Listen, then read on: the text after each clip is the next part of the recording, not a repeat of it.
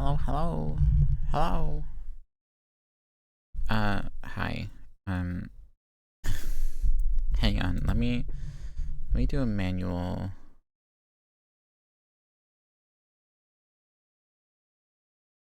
Do a manual live message. I went to go change my. Oh, it worked.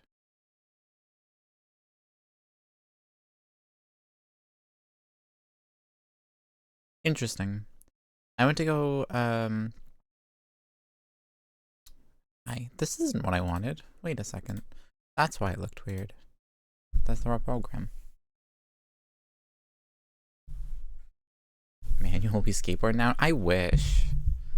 I would 100% learn what. I would 100% learn how to skateboard.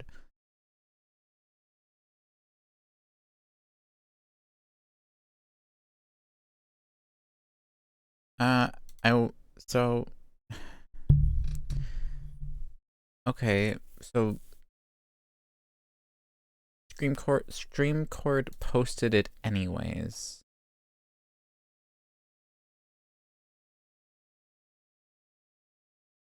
What Bilbo Buddy? I don't know what you're talking about.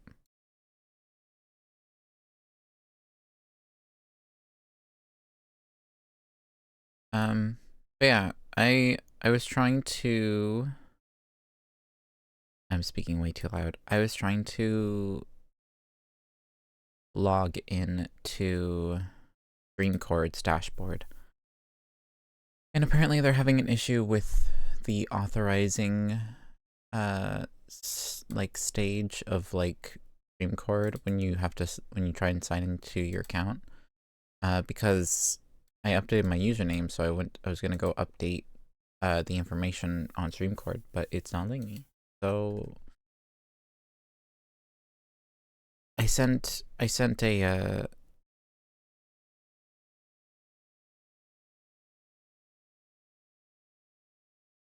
oh, I gotta do slide. Oh, I gotta do slide. Oh, I gotta hang on. Oh, I gotta hang on. Copy.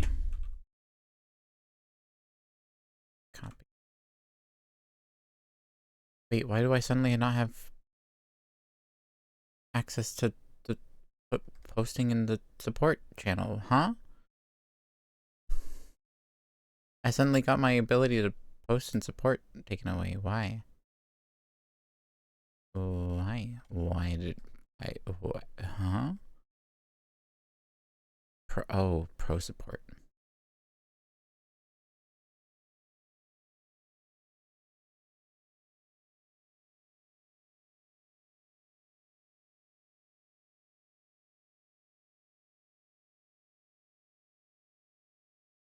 Did they fix it then? Authorize.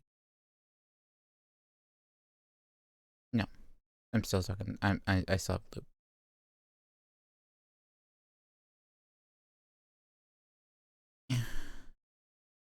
Flash ticket. Boo.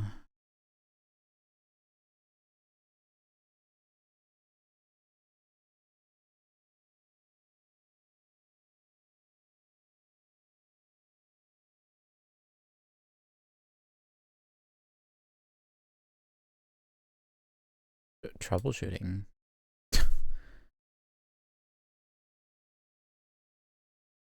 Which feature isn't working correctly?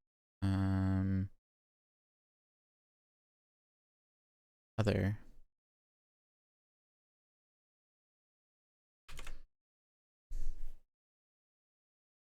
Met.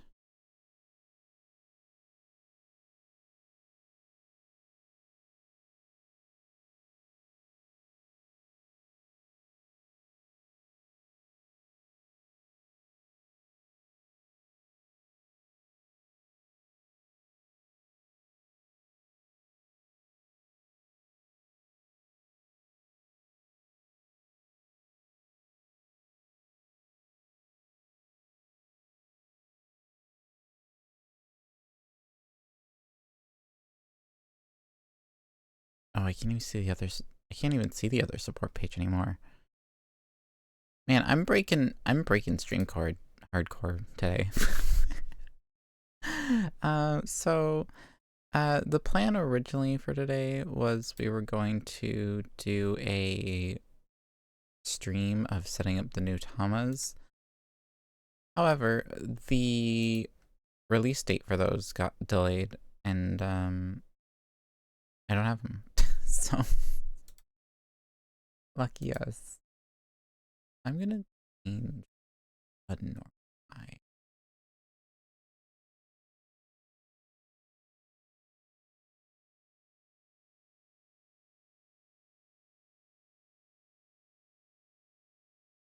And I want the iris, right?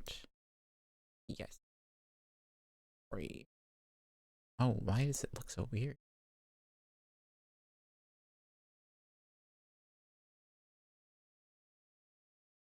Oh, I don't like this. Put it back.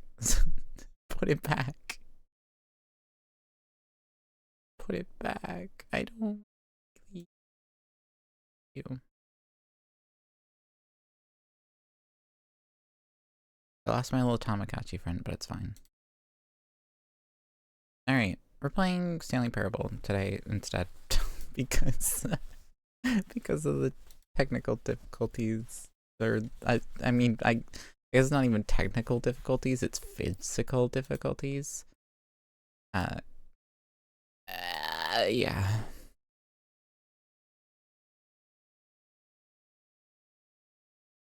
So I set settings, and we're agreed by this. Hang on. Before we get started, can I just say something? Thank you for actually setting the clock both times you booted up the game. A lot of people don't take that step seriously. They just leave the clock set at 12 and call it a day. But you're actually taking the time to set the clock, and I appreciate that. That's how I know you care about this experience. You're paying attention. I don't even have any way of knowing if the times you're setting are correct. Tell you what, I'll make you a deal. Since you've been so cooperative, next time you boot up the game and set the screen, see the screen, just set the clock to your favorite time. Go ahead, pick whatever time you want. Even if it's not the correct time, you've earned it. Alright, I'll let you get back to the video game now.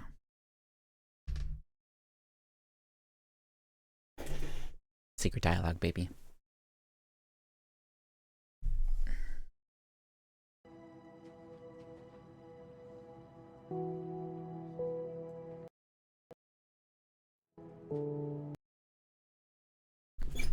That's what I want. Baby.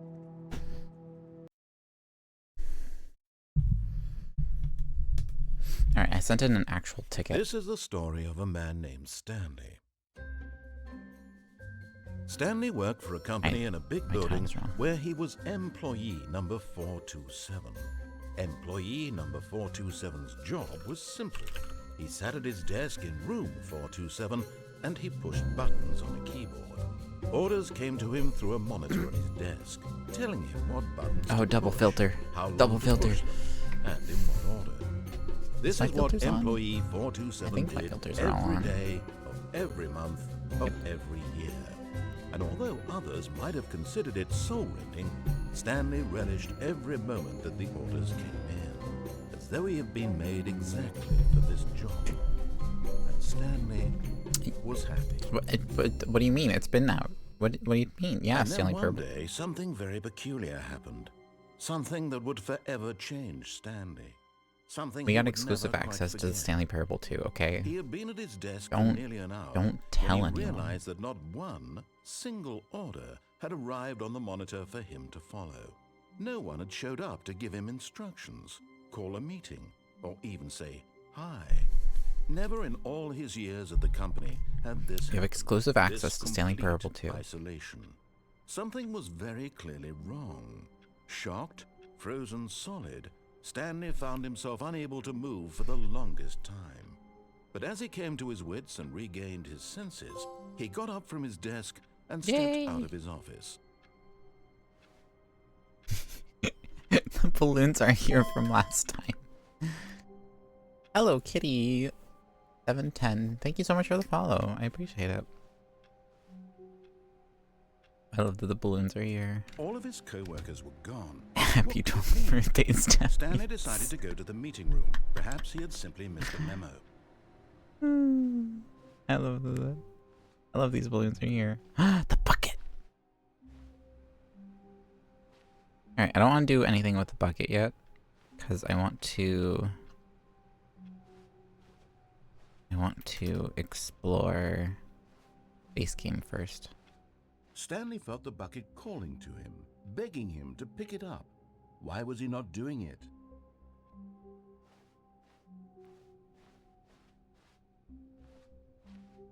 When Stanley came to a set of 2 open doors, he entered the door on his left.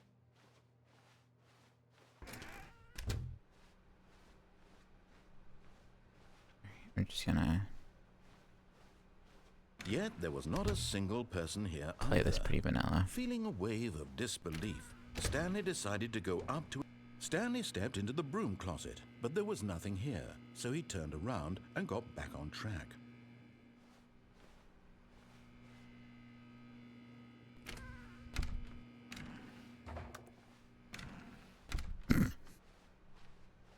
Coming to a staircase, Stanley walked upstairs to his boss's office.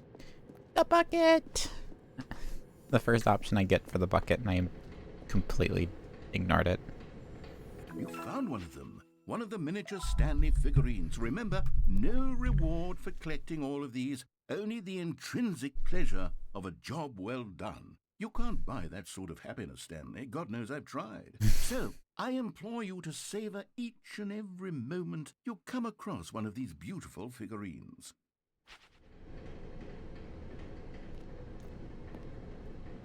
But Stanley just couldn't do it. He considered the possibility of facing his boss. Admitting he had left his post during work hours, he might be fired for that. And in such a competitive economy, why had he taken that risk? All because he believed everyone had vanished. His boss would think he was crazy. And then something occurred to Stanley. Maybe, he thought to himself, maybe I am crazy. All of my co-workers blinking mysteriously out of existence in a single moment for no reason at all. None of it made any logical sense.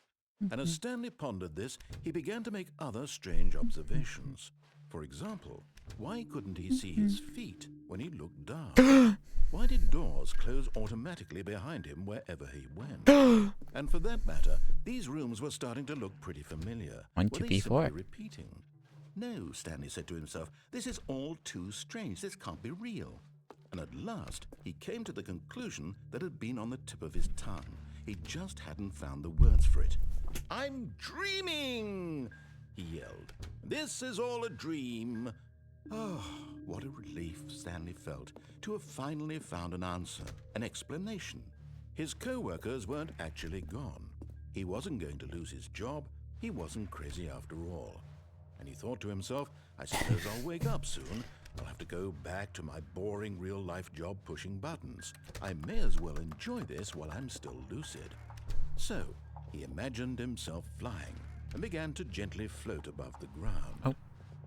Then he imagined himself soaring through space on a magical starfield, and it too appeared. It was so much fun, Wow. and Stanley marveled that he had still not woken up. How was he remaining so lucid? And then perhaps the strangest question He's not of them crazy. all entered Stanley's head. One he was amazed he hadn't asked himself sooner. Why is there a voice in my head dictating everything that I'm doing and thinking? Now the voice was describing itself being considered by Stanley, who found it particularly strange. I'm dreaming about a voice describing me, thinking about how it's describing my thoughts, he thought. And while he thought it all very odd and wondered if this voice spoke to all It's people, thinking how I'm thinking, how the we truth was think. that, of course, this was not a dream. How could it be? Was Stanley simply deceiving himself, believing that if he's asleep, he doesn't have to take responsibility for himself? Stanley is as awake right now as he's ever been in his life. Now, hearing the voice speak these words was quite a shock to Stanley. After all, he knew for certain, beyond a doubt, that this was in fact a dream. Did the voice not see him float and make the magical stars just a moment ago? How else would the voice explain all that? This voice was a part of himself too. No! Surely, if he could just... He would prove it. He would prove that he was in control, that this was a dream. I can do it. So he closed his eyes gently, and he invited himself to wake up. He felt the cool weight of the blanket on his skin, the press of the mattress on his back, the fresh air of a world outside this one. Let me wake up, he thought to himself. I'm through with this dream. I wish it to be over. Ow. Let me go back to my job. Let me continue pushing the buttons. Please, it's all I want. I want my apartment, and my wife, and my job. There's another mention. All I want is my life exactly the way it's always been. My life is normal. I am normal. I am normal. Everything will be fine. Everything will be... I am okay. I am okay.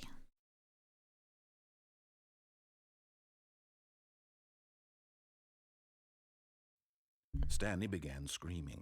Please, someone, wake me up. My name is Stanley. I have a boss. I have an office. I am real. Please, just someone tell me I am real. I must be real. I must be. Can anyone hear my voice? Who am I? Who am I? And everything went black. Okay. This is the story of a woman named Mariella. Mariella woke up on a day like any other. She arose, got dressed, gathered her belongings, and walked to her place of work. But on this particular day, her walk was interrupted by the body of a man who had stumbled through town talking and screaming to himself, and then collapsed dead on the sidewalk. And although she would soon turn to go call for an ambulance, for just a few brief moments, she considered the strange man. He was obviously crazy. This much she knew. Everyone knows what crazy people look like. Everyone knows. She thought to herself how lucky she was to be normal. I am sane. I am in control of my mind. I know what is real and what isn't. It was comforting to think this, and in a certain way, seeing this man made her feel better. But then she remembered the meeting she had scheduled for that day, the very important people whose impressions of her would affect her career, and by extension, the rest of her life. She had no time for this, so it was only a moment that she stood there, staring down at the body. And then she turned and ran.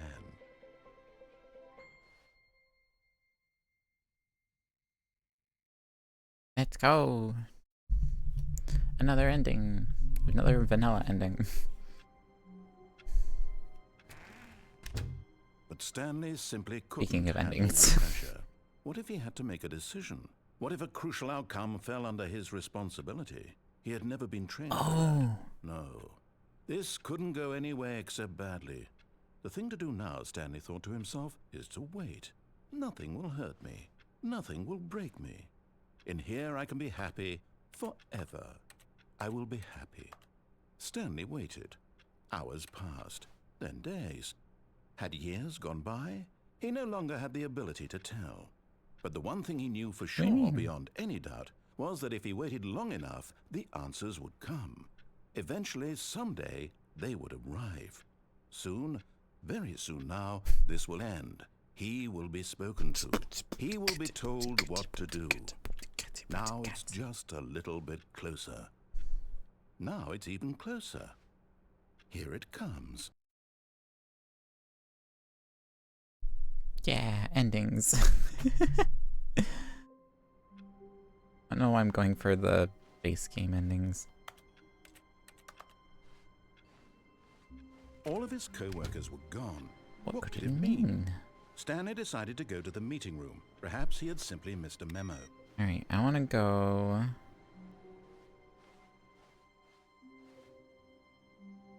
Figurine Finders Committee meeting today in the meeting room.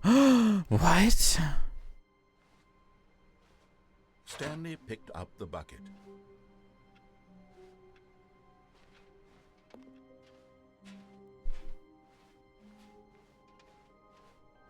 Stanley clutched the bucket tightly to his chest and entered the door on his left.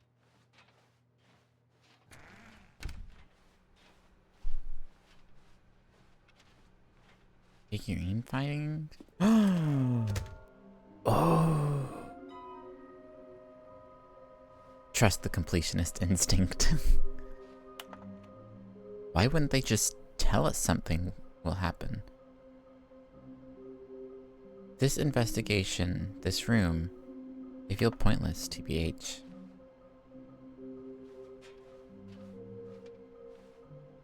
Warehouse access plan. Number 1. Produce 1 plank to allow ease of access past fence. Number 2. Construct bridge to allow collection of shiny float. Number 3. Retrieve Chris's remains from the warehouse floor. Number 4. Construct a new, structurally sound bridge. We need more planks. Oh, these are hints. That's the toilet. That must be the boss's toilet. That's the red and blue doors. This one. I don't recognize this room.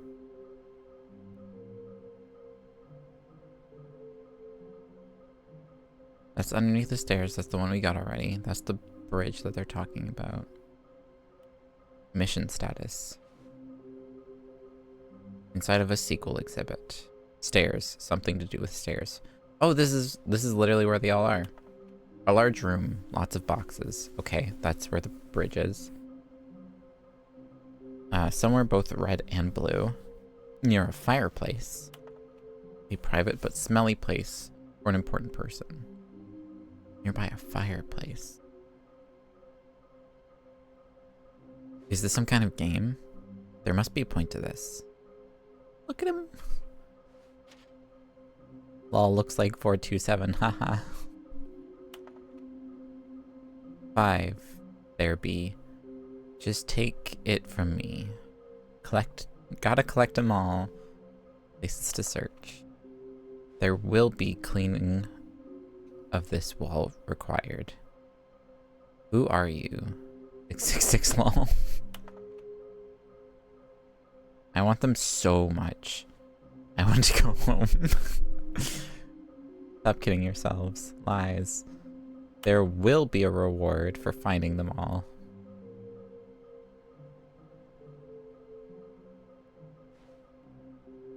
Whoa, this is so cool. Beware of the false prophet. Collecting is sexy. I didn't know about this room. This is so cool. Possible clue? Approximately here?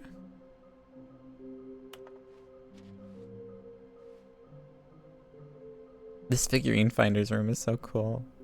What is... It's just a collection of numbers. I wonder if it's like some sort of cipher. F files, confidential, figurine files.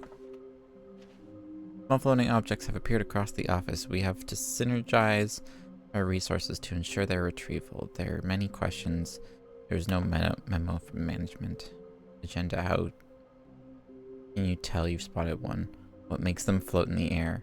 Who took these pictures of them?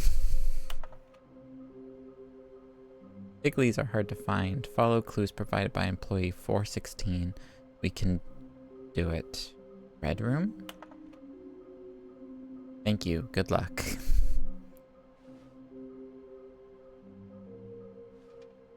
This is so cute. Source of levitation?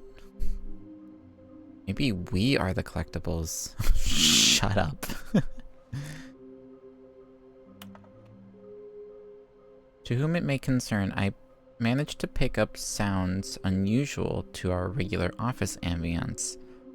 Our local audio sources using an array of cardioid microphones, also known as directional mic, a microphone which picks up sound from a particular area. Analysis of the recordings allowed me to triangulate the source of the strange noise. Data shows that in all likelihood, it's coming from a dark area behind a very warm place. I also picked up what looks to be reverberance off a porcelain surface. Anyone have any leads on this? Wouldn't you like to know?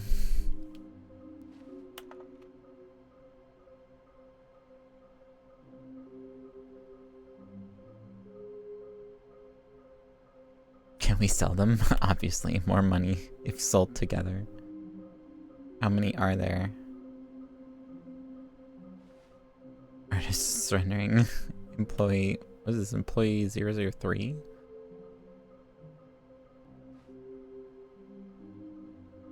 Our quarterly success? Magnets? Training exercise by management? Why do they kind of look like 427?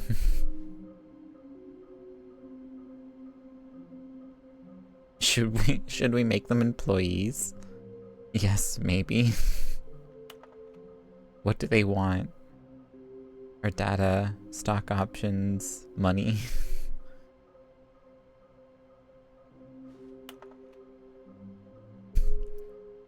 What we know, what we forgot, what we don't know yet, bonus stuff. Do we need contracts for them? Potential liability, NDA.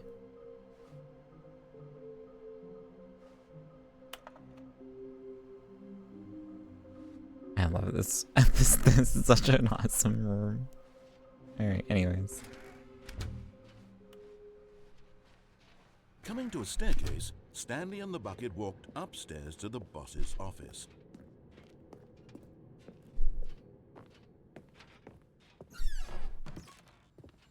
Another miniature Stanley figurine. This, you know, there really must be a snappier name for these things. What about mini-stands? Stanley figs. What about Stanlerines? Yes, I think I like that. Another Stanlerine under your belt.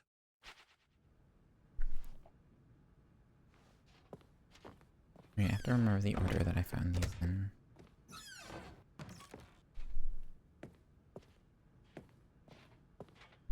Stepping into his manager's office, Stanley was once again stunned to discover not an indication of any human life.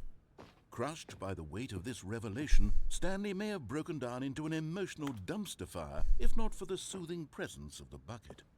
Even now, in his darkest of hours, did the bucket's warmth and guiding light pierce the dark clouds of confusion and chaos.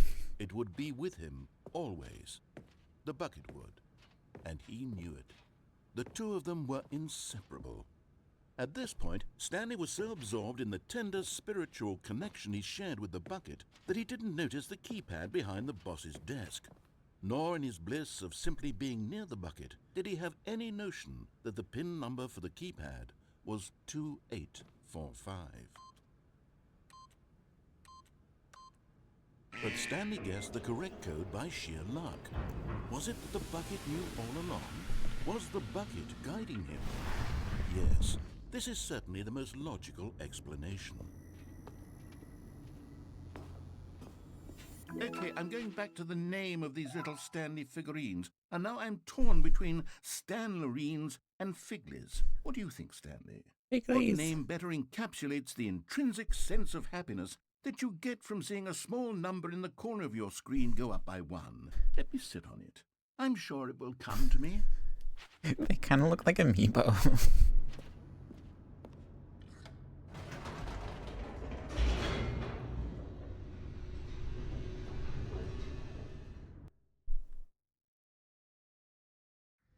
The elevator raced downward, plummeting towards an unknown fate. It would be all Stanley could do to keep himself together, if not for the bucket. Soothing him, comforting him, reassuring that in this darkest moment of uncertainty, he would be all right. The bucket is here for you, Stanley. Everything will be fine. Stanley and the bucket walked straight ahead through the large door that read, Mind Control Facility.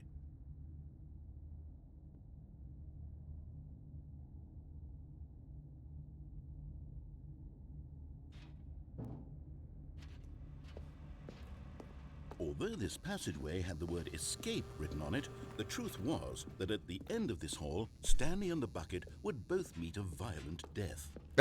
Huh? The door behind them was not shut.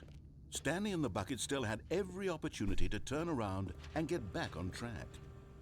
Nah, challenge accepted. Stanley and the bucket were knowingly walking forward into a very painful death for each of them.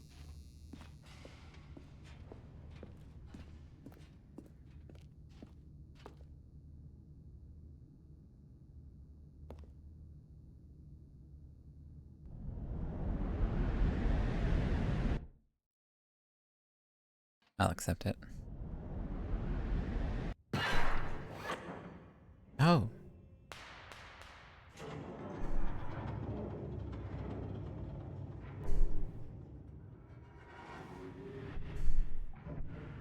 As the machine whirred into motion, why is this like weirdly quiet? Closer to their demise, Stanley reflected on how meaningless the bucket's warmth and comfort had turned out to be.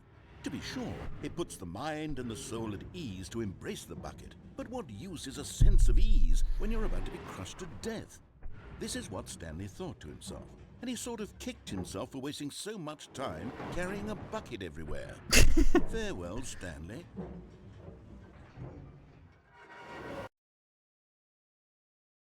"Farewell, Stanley," cried the narrator, as Stanley and the bucket were led helplessly into the enormous metal jaws.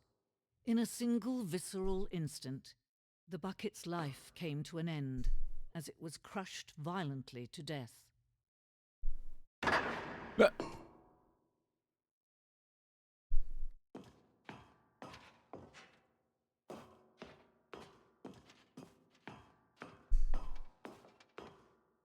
It was a shame, the death of such a magnificent bucket. It's true that all buckets are radiant in their own way, but this one stood above the rest.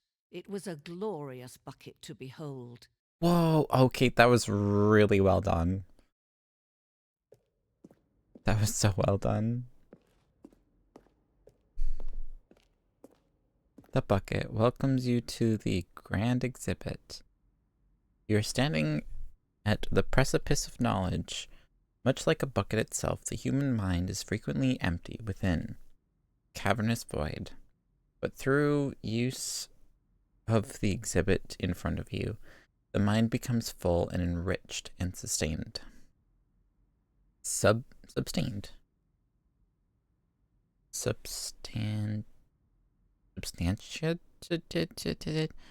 Knowledge of the bucket and its history is the only true knowledge we really have. Will you take what you learned here out with you into the world? Will you accept with an open mind what may be challenging about the information in this exhibit? Will you change the lives of yourself and your loved ones as a result of this exhibit? Or will you turn a blind eye and continue to live as you were in ignorance and darkness?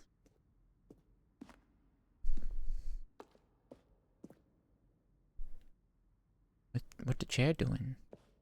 What the chair doing? Can you see how arrogant it was for Stanley to take a bucket like this and to claim it for his own? Can you see the hubris that blinded him? Can you see that the bucket is far more noble than Stanley will ever be in his short life? Photograph of 25 buckets. Greatest number of buckets ever captured on camera. The photographer experienced catatonic shock for several weeks as a result of the euphoria from exposure to this many buckets at once. I think there's more than 25. Back there. Oh no, it's back there. What's there?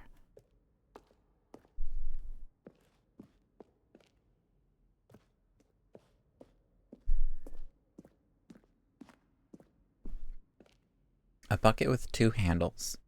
This bucket is depicted as having 2 handles. Such a design has never been created in real life, having been deemed too dangerous and recklessly experimental. Every year, dozens are put to death just for attempting it.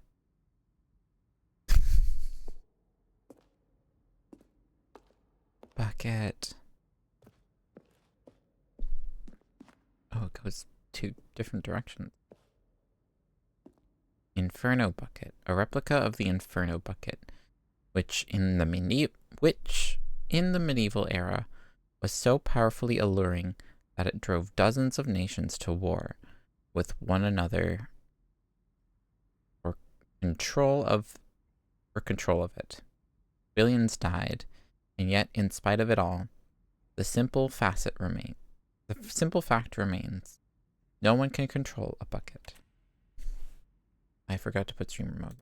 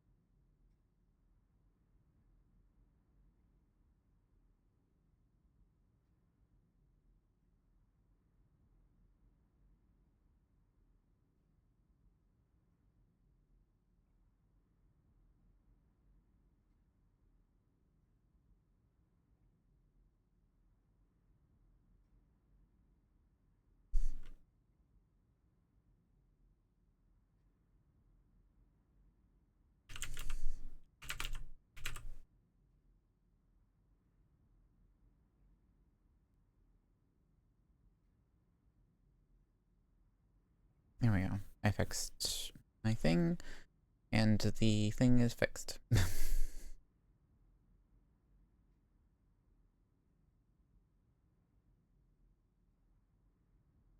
So I said solution solved as the reason why I closed the ticket, when I should have said problem solved.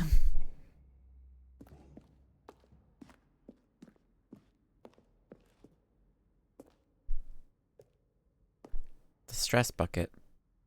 Presented without commentary. The stress bucket. Worrying, negative forecasting, negative thinking, lack of reassurance, all goes in the bucket.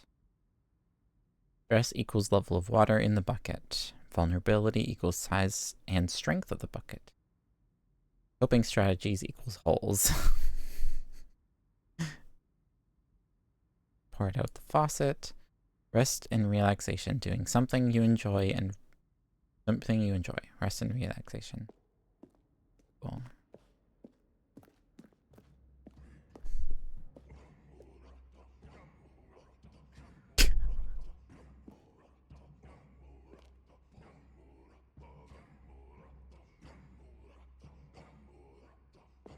Cave drawings. While we know that buckets predate the existence of mankind, we do not know by how long. This cave drawing depicts early man's discovery of the practical uses of the bucket, by which time the bucket had already likely been around for several millennia.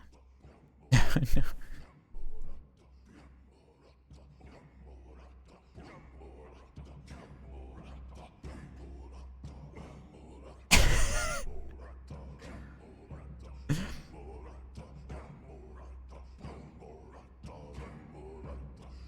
Notice in these drawings.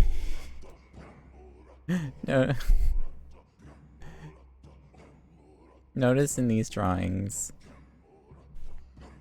how the bucket is allowing itself to be used, having judged humanity to be worthy of its treasures.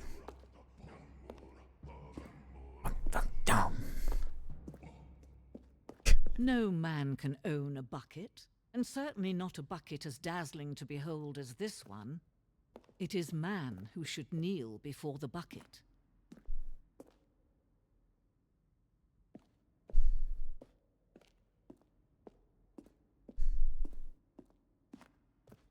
Hanging bucket. This piece symbolizes the necessary relationship between bucket and humanity.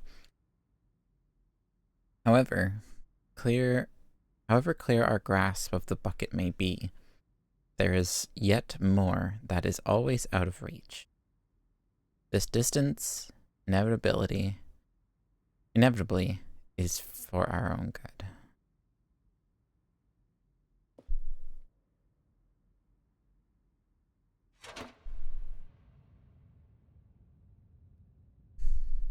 But there is something we can do. Something we can do together, you and I, that will right this terrible wrong. Sorry. Let Stanley die. Let him be crushed by the machine. Don't reset the game. Don't give him another opportunity to run off with another beautiful bucket. We can save the world's buckets from their treatment as tools and implements if only we let Stanley die together. The bucket shall take its place as ruler, as leader, as commander of a new world, a new vision.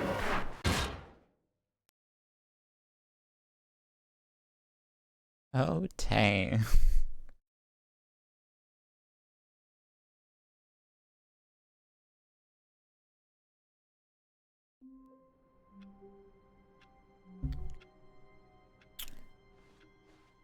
All of his co-workers were gone.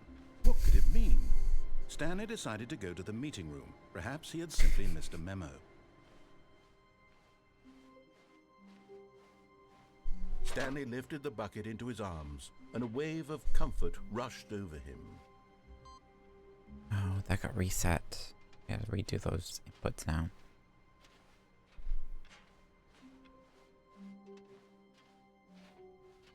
Okay.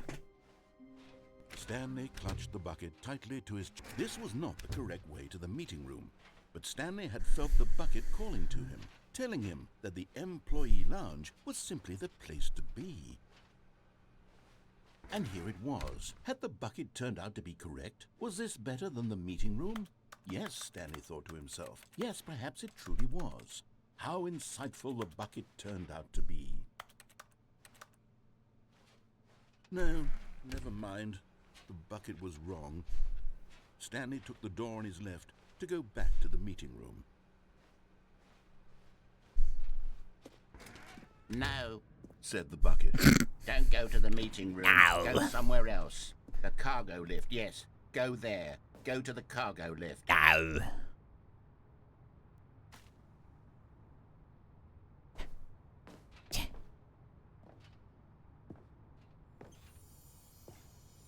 You're getting close now, Stanley. You've nearly gotten all of the Figler Anmarines. Very soon, you'll collect the last one. And then the first number will equal the second number, and that will be it. We'll be different people by then. Different in the sense that we used to have none of them. And now we have them all. You can't go back to when you had no Figler Anmarines. None of us can. Figler Anmarines.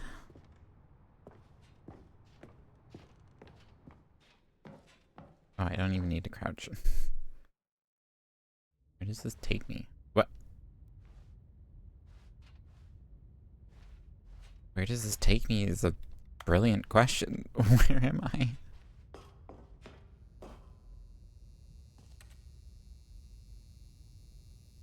Narrator dialogue, narrator dialogue, narrator dialogue, narrator dialogue.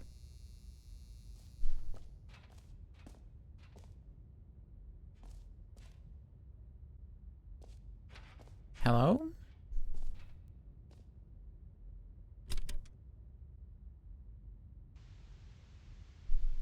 Okay, this is day number 295. Tape number... I don't even know. I've lost track. Nothing feels real anymore. The longer I study this bucket, the less sense anything makes. The sheer euphoria I feel every time I pick it up. No matter how many times I've done it, it's always the same feeling. And the emptiness in my chest when I set it down. It doesn't make sense. There's no explanation for it. I still haven't figured out why I see the world so differently when this bucket is in my arms. Why everything feels so... What do I do with this treasure? I can monetize it.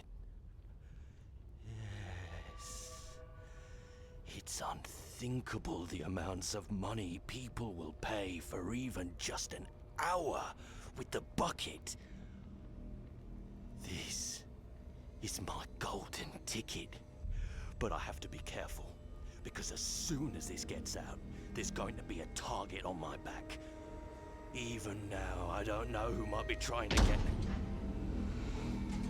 What's that? Who's there? Camporata.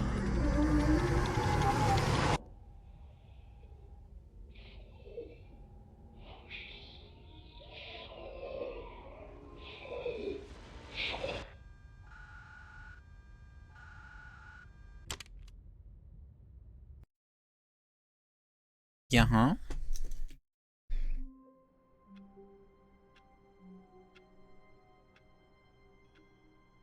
Sorry, I was Tamagotching.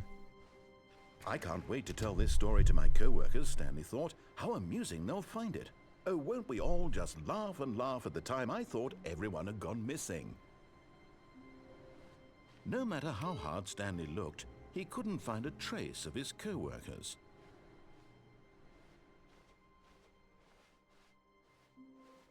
Bucket. The confusion and the chaos all seemed to melt away as Stanley embraced the bucket.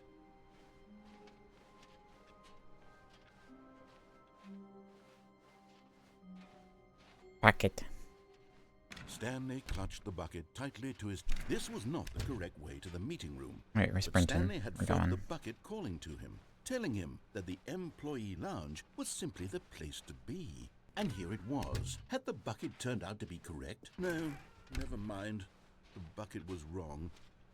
Stanley took the door on his left to go back to the meeting room. No. No, Said the bucket.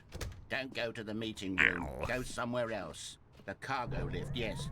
Good. Said the bucket. Now ride the lift all the way to the top. There's something up there I need you to do. Stanley did not question why or how this bucket was speaking to him. It should have alarmed him, of course, because buckets can't talk. But Stanley chose not to think about this obvious fact. He was firmly convinced that the bucket had spoken to him, and he unthinkingly did whatever the bucket asked. Who's doing unthinkable?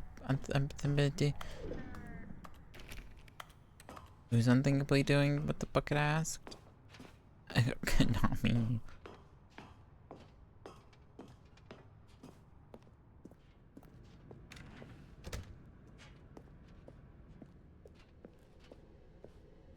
No, stop.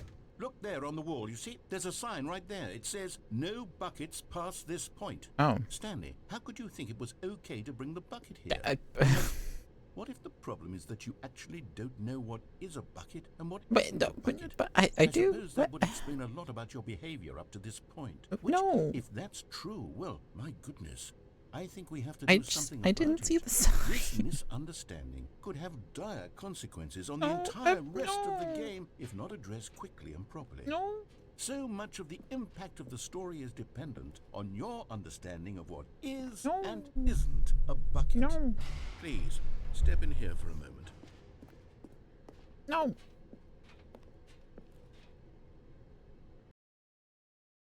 No.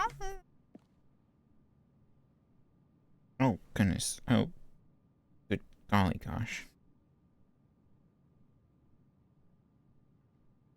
I don't know why I'm so concerned about this, Tama.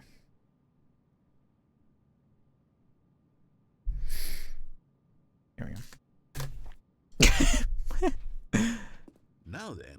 I'm going to run you through some test scenarios, and you'll tell me whether or not the thing I'm showing you is a bucket.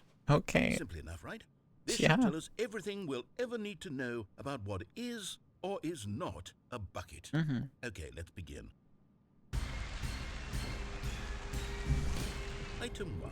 Is this a bucket? Can I get closer to it? Can I look at it? Can I really examine it? Yes. Incorrect. What? It is a hologram of a bucket, not an actual bucket.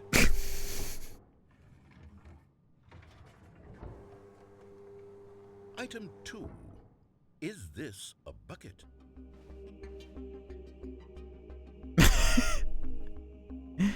Yes.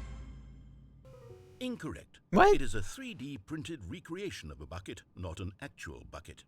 Alright, this is cheating. I'm leaving. I'm out of here. I'm getting out. Item 3. Is this a bucket? Yes. Correct. This is a bucket. Looks exactly the same as the other two. Item 4. Is this a bucket? I don't know, chat. Looking pretty bucket to me. No. Correct. This is a tractor and not a bucket. To be honest, I just sort of put this one in here as a gimme, but I was starting to get concerned that even this might be too much for you. Thank you for not making me look like an idiot. Okay, next one. I'm sorry, I'm not the one who put 3D printing of a bucket and a hologram of a bucket in the quiz about buckets. Is this a bucket?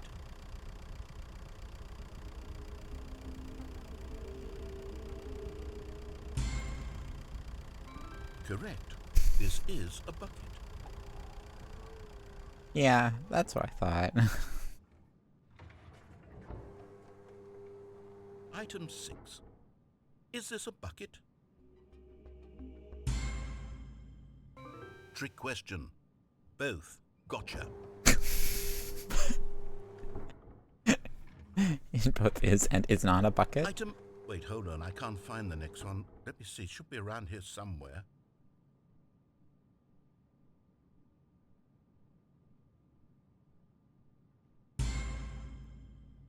Yes. Thank you. There's nothing here. Of course it isn't a bucket. We both know full well that nothing isn't a bucket. Wait, when I say nothing isn't a bucket, that makes it sound like I'm saying everything is a bucket, which of course is not true. Unless... Is that what you think? Answer me straight, Stanley. Are you trying to tell me that you believe everything is a bucket?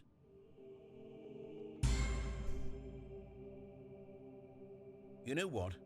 I'm too confused to even sort it out.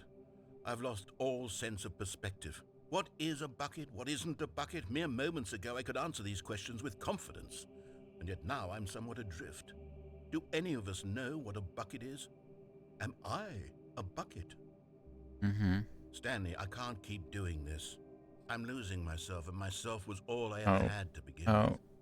I'm afraid the bucket is threatening to tear our relationship apart. I can't have that. I'm sorry. But I'm going to erase all buckets from the game entirely. No. Okay, here we go. No. No. Don't erase bucket. What happened? Is everything gone? Why did everything disappear? Wait, was everything a bucket? Every single thing in the game was a bucket. Oh my God, I had no idea. How could... Except me. I'm not a bucket after all. And you, Stanley, you're... I still have my bucket. You're not a bucket either. Oh, this is wonderful. Wait. We're not buckets. Yes, I actually feel much more at ease right now. It's delightful to get some clarity on that issue, but it doesn't change the fact that we haven't got a game. So, tell you what, I'll reset everything. I'm moving around and you can hear the clank of the bucket, okay? And which means the bucket's not a bucket. But if you run into anyone else, maybe don't mention that. Who knows what that information might do to a person. All right, here we go. Bucket's not a bucket, chat.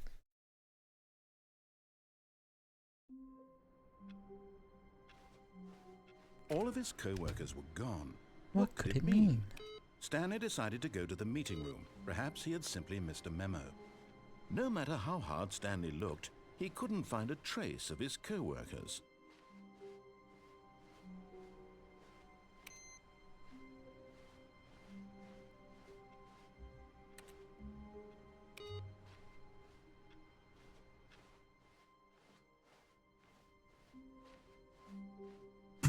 When Stanley came to a set of 2 open doors, this was not the correct way to the meeting room, and Stanley knew it perfectly well. Perhaps he wanted to stop by the employee lounge first, just to admire it. You need the last Figgly Wiggly. The lounge was sublime, a work of art. But eager to get back to business, Stanley took the first open door on his left. Yep. Stanley was so bad at following directions, it's incredible he wasn't fired years ago. Look, Stanley, I think perhaps we've gotten off on the wrong foot here. I'm not your enemy, really, I'm not. I realize that investing your trust in someone else can be difficult, but the fact is that the story has been about nothing but you all this time. There's someone you've been neglecting, Stanley. Someone you forgot. What? Really? I was in the middle of something. Do you have zero consideration for others? Are you that convinced that I want something bad to happen to you? Why, I don't know how to convince you of this, but I really do want to help you, to show you something beautiful. Look, let me prove it. Let me prove that I'm on your side. Give me a chance. Let this be a message chat.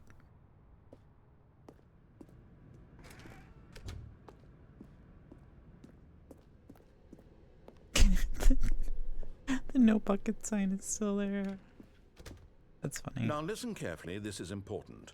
Stanley walked through the red... And there it is, the last Stiggly Wiggly. Savor this moment, Stanley. This is a real accomplishment. This is doing something just for the sake of doing it. Where so many people expect to be rewarded for the most trivial achievements, you've insisted that a job well done is its own reward. Stop, Bucket, don't trust him. I'm proud of you for collecting them all, but that would be like a reward, and we can't have that. So Got all the stanky instead I'll wankies. just say, it's done. We're all done here. And now we can go to whatever the hell you were doing before you hunted for figurines. Red door? Okay. Aha, perhaps you misunderstood. Stanley walked through the red door. Yeah, the blue door. I still don't think we're communicating properly. Stanley walked through the red door. Oh, Stanley walked through the blue door. All right, fine. Go ahead, Stanley. You want to know so badly what's out there? You want to find out what lies at the end of this road you've chosen? Well, don't let me stop you. You see? There's nothing here. I haven't even finished building this section of the map because you were never supposed to be here in the first place. Broken rooms, exposed developer textures. Is this what you had wanted? Was it worth ruining the entire story I had written out specifically for you? Do you not think I put a lot of time into that? Because I did. And in the end, it was all for nothing. Because this is what you wanted to see. Help me here, Stanley. Help elucidate these strange and unknowable desires of yours. What would have made this game better? What did you want to see? Vehicles? Skill trees? Yeah. Work with me. You've given me absolutely nothing so far. Tell you what. Let me take a stab in the dark at a new design, and you can give me some feedback. Okay. There we go. A third option. Ooh. This already feels leaps ahead of where we were before. Go ahead, Stanley. Take it for a spin. Stanley walked through the left door. Okay, I'm going to stop you there. Now, tell me about your experience with this new version. Would you say that the game benefited from allowing you more choices? Feel free to be honest. I'm looking for some real critical feedback here. A 1? I mean, I can understand if you had reservations, you saw ways the game could be improved to more fully express itself mechanically and artistically, but a 1? That's not even helpful. What am I supposed to do with that? But I guess it isn't my place to judge. Here, based on the data from your previous playthrough, I've compiled a new version. Okay. And to be perfectly candid, I think I've knocked it out of the park with this one. Let's take a look. The Stanley Parable Worldwide Leaderboard.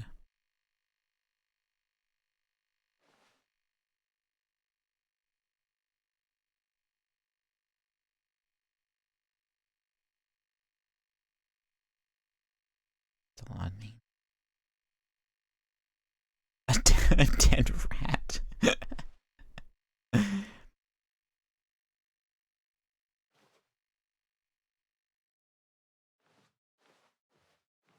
Anyways.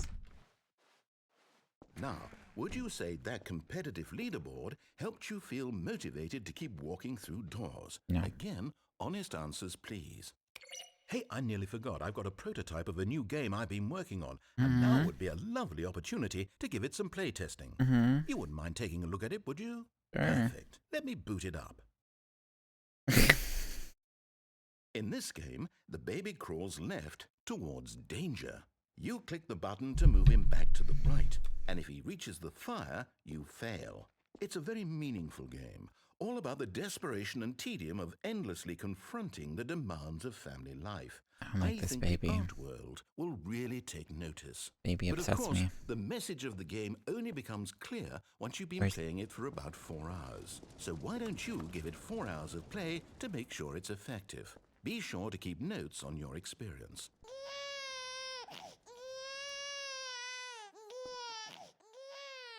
You heartless bastard.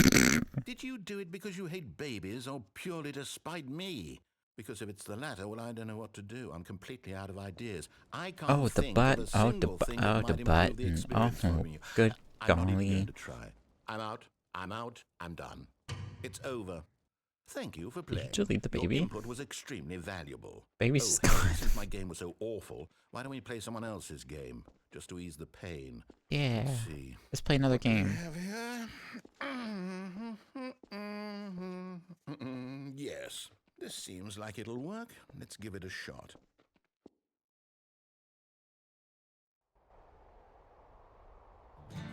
Aha! Wow. Fascinating. What do you think this game is about, Stanley? What's our backstory? What is our motivation? Well, it seems obvious to me that you are meant to play as a creepy man spying on innocent civilians below you from up high in your creep tower, perhaps for some sort of twisted erotic purpose. Yes, that must be it. What a fascinating venture into the experience of total mental depravity. So far, I love everything about this game, Stanley, and it seems there's even more. Come, let's venture outward and see what else is out there. Wow.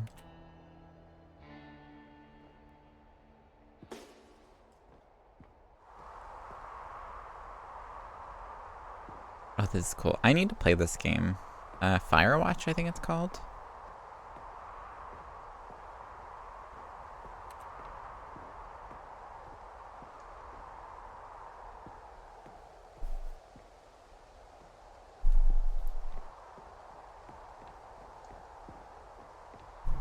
It seems like a really neat game.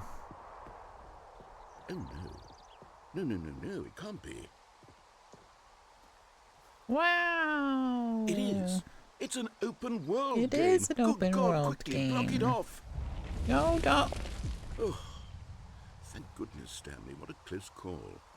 You nearly wandered off into that thing. That big, open, just wandering around. No right or wrong directions. No path to follow. You can just go in any...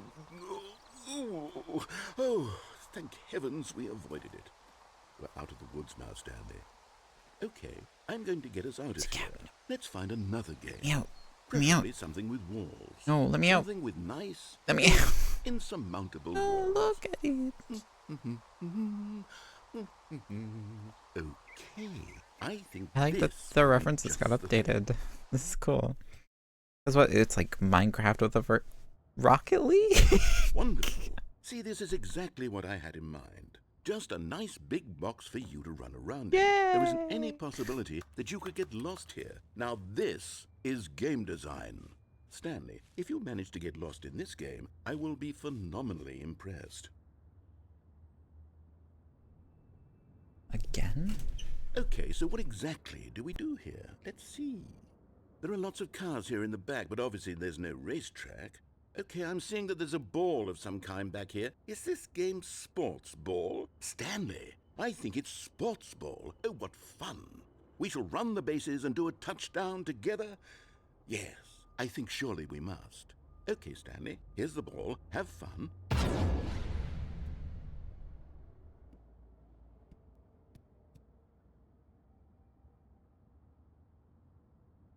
Okay.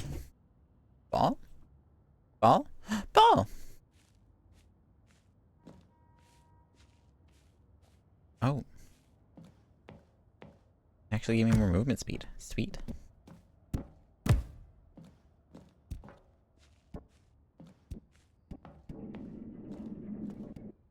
Yay! Are you doing it? Hold on. What are you doing?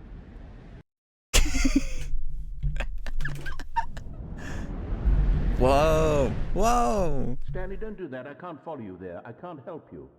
How will you write a story without me? You can't do it. You know that. Stanley, come back. Whoa! Whoa! What?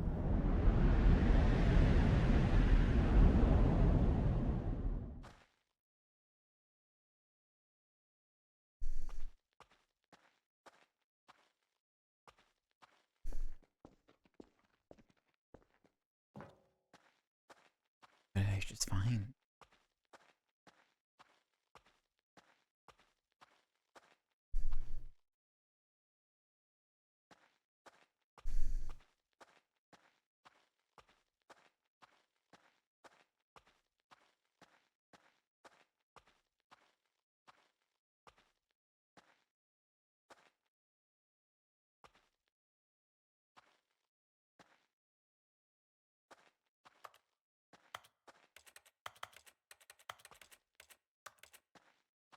An old version of the game?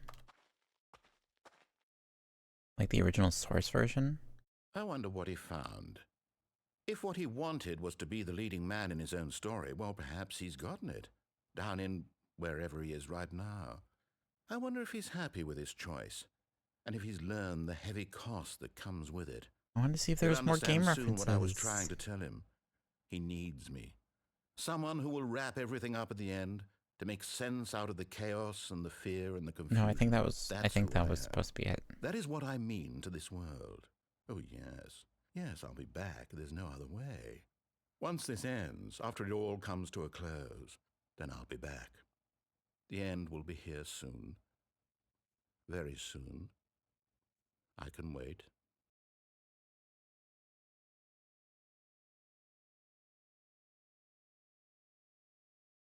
Because in the original Stanley Parable, you go to Minecraft, and then he puts you in Portal, and then from Stanley, I'm sorry, but I have to put a pause on things. It's those figurines, those figglers.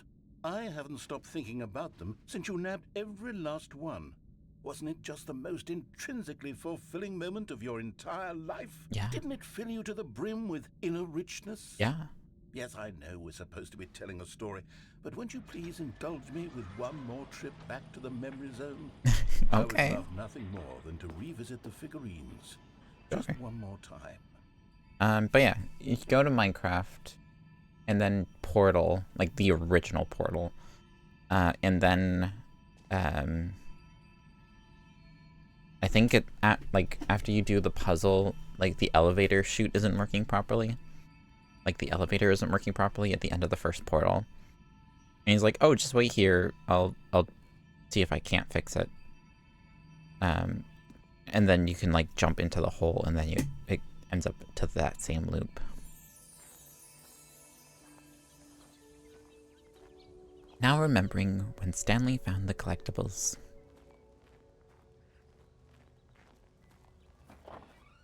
But it's cool that they updated the references. I want to go to the door. I want to go to the door. I want to go to the door. Whee! Here's where it all began. The first collectible. Back then, we had no idea of how many of them we'd find. Sure, it said 6 right there on the screen, but how could we know for certain? We were so innocent. We'll never be like that again, Stanley.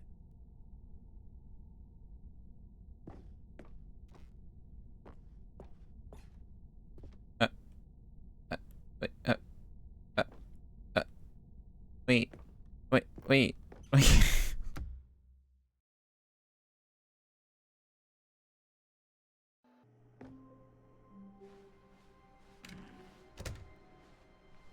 Stanley, Okay. I'm sorry, but I have to put a pause on things. It's it's those figurines, those figglers.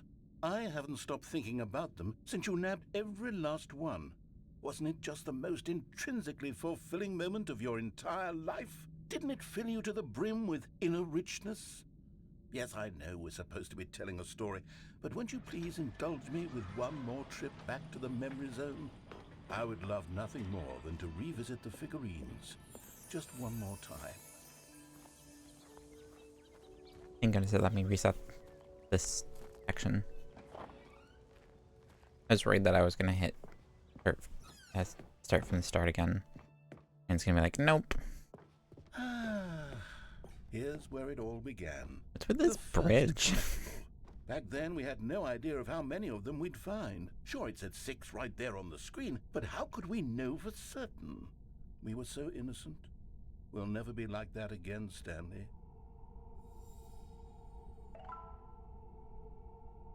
Seven.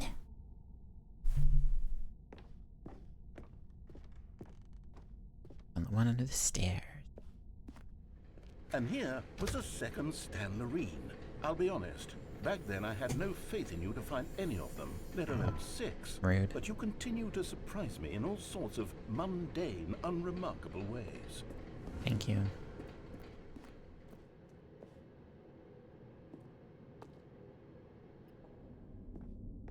Okay, let's do a little quiz. Which of these rooms was the room you found your third mini Stan? Can you remember? Yeah, the boss's bathroom.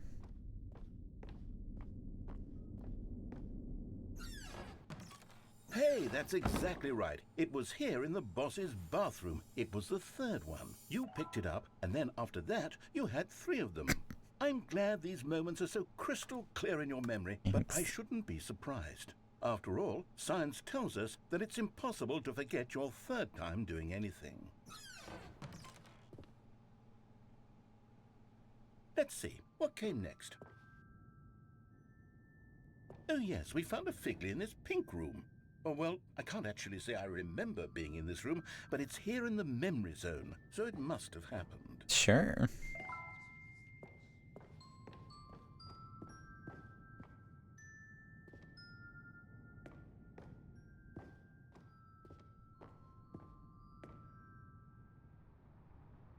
This was the 5th mini Stan, and this one was really something special. It was in the warehouse. I remember it so clearly. In fact, because this one is particularly special to me, I made a little video to commemorate the occasion. Enjoy.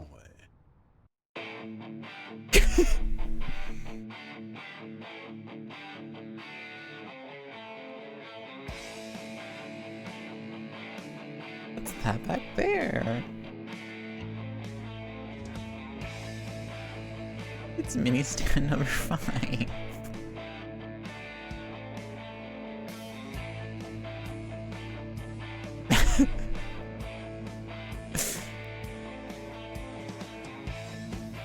You found it near the cargo lift. Thanks for watching. Credits directed by the narrator, edited by the narrator, music by the narrator, produced by the narrator, best boy narrator. Copyright. Takes you back, doesn't it? I spent a lot of time making that video, but it was 8 minutes I wouldn't have spent on anything else.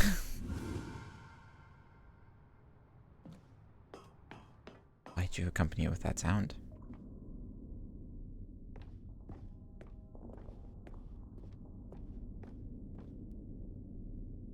And then, Stanley, then we came to the last collectible, the final figurine, right here by the red and blue doors. This memory is the most distinct and clear in my mind, perhaps because it was the one that happened more recently than all the others. Who can truly say how the mind works, All I know is that this is the moment where you picked up a Figley and I thought to myself, yes, that's all of them. Yeah. They're all collected. Woohoo. It was a moment unlike any other. Truly. Except for the other moments picking up figurines, Oh, of which course. it was exactly Yes. like. Exactly.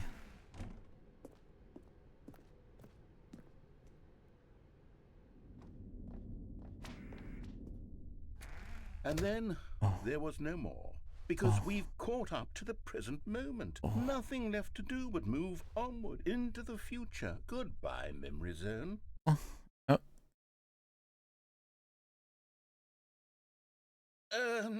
No, I'm not done. I'm not ready to move on. Stop the loading screen. Isn't there some way we can stay here, keep enjoying these figurines? Let's just go backwards. Whoa. Do the Memory Zone again from the opposite direction. See how that Whoa. feels. Whoa. Hang on. Can I get this to an angle where you guys can read it? Look.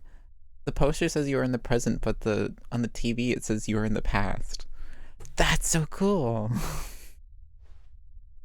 What are the secrets? What are the secrets hide in this crows? I think that's it. That's cool. That's a cool little thing. Look at that. That's really cool.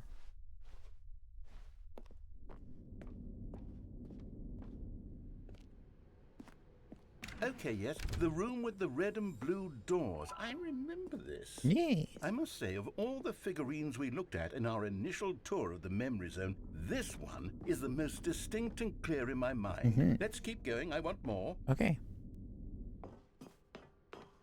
And here's where I made that video. Yeah. Don't you remember the video we watched? Yeah.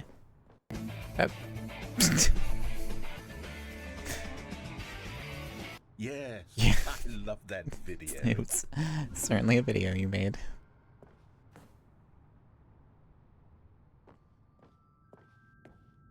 Still don't remember the pink room, Stanley. No. Still no memory of this one. Good room, though. A Yeah. solid room. Very room.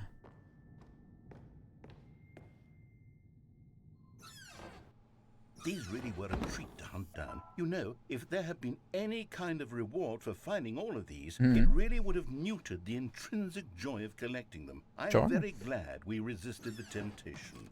Next one. Sure. Hi, Boyd.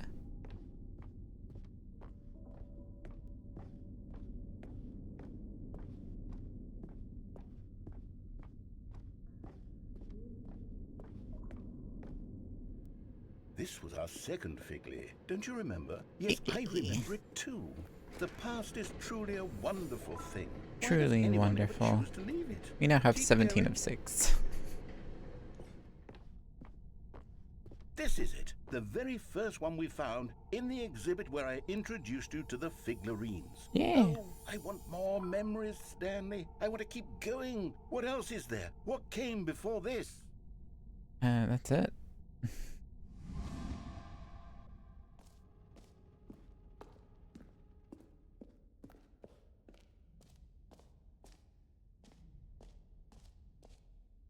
The jump circle! Look, it's the terrible new content that we were originally sold on. I remember hating it back then. But time does put a rosy filter on everything. In fact, I dare say I'm actually quite fond of it now. Look how much fun the past is. I want more. More memories. I still don't have any jumps remaining.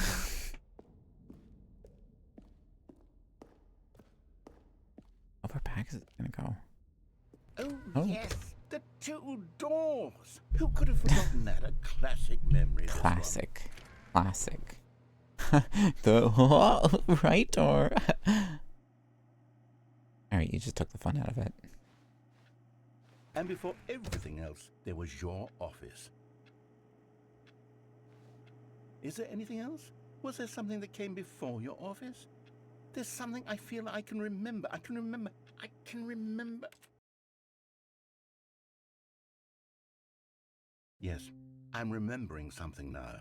I remember before this whole story got started. Back then I was different.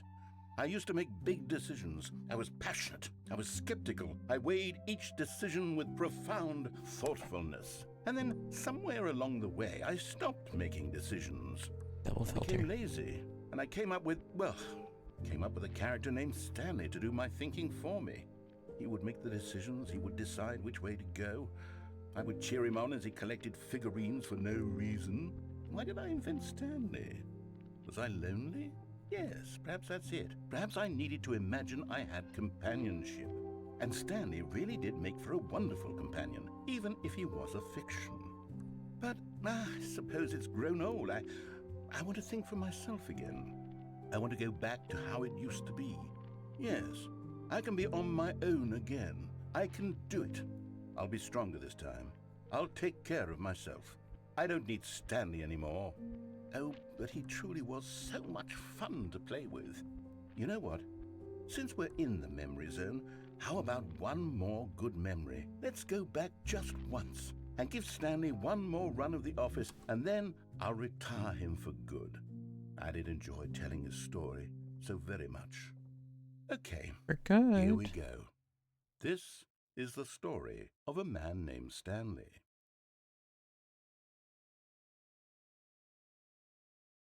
$170 episodes of Black Clover. That's a lot of dedication to something that you're not fully like down to like consume. Hello? Hello? Hello. This is a recorded message scheduled either by you or a person in your place of work. The purpose of this message is to warn you about the dangers of recorded messages. If at any time you believe you are listening to a recorded message, please terminate it immediately and cease all flow of information from the recorded message into your perceptual sphere. Stop. Thank you, and have a pleasant day.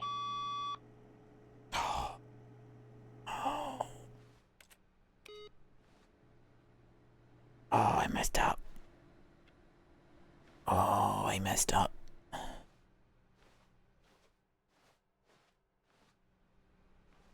Oh, I messed up. Oh no, I messed up. Oh, that was a recorded message. Working hard or hardly working, pal?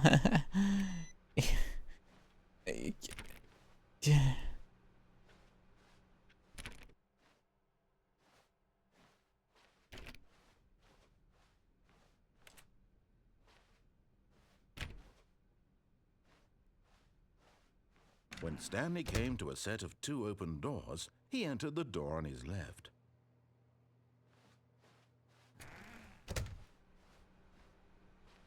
I'll follow the narrator.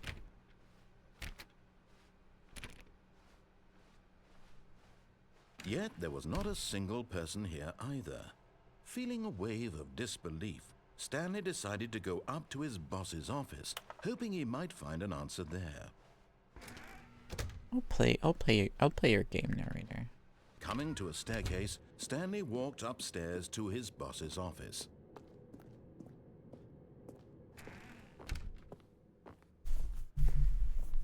Stepping into his manager's office, Stanley was once again stunned to discover not an indication of any human life. Shocked, unraveled, Stanley wondered in disbelief who orchestrated this, what dark secret was being held from him. What he could not have known was that the keypad behind the boss's desk guarded the terrible truth that his boss had been keeping from him. And so the boss had assigned it an extra secret PIN number, 2845. But of course, Stanley couldn't possibly have known this. Yet incredibly, by simply pushing random buttons on the keypad, Stanley happened to input the correct code by sheer luck. Wow. Amazing. He stepped into the newly opened passageway.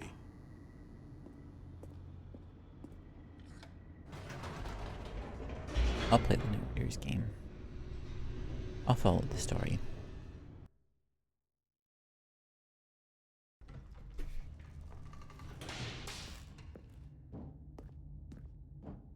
Stanley walked straight ahead through the large door that read Mind Control Facility.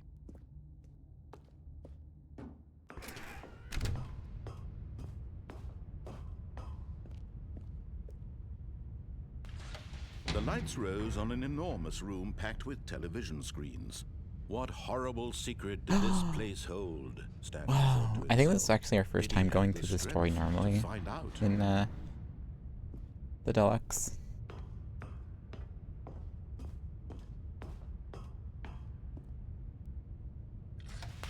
Now the monitors jumped to life, Whoa. their true nature revealed. Each bore the number of an employee in the building, Stanley's co-workers. The lives of so many individuals reduced to images on a screen, and Stanley, one of them, eternally monitored in this place where freedom meant nothing. 427, there.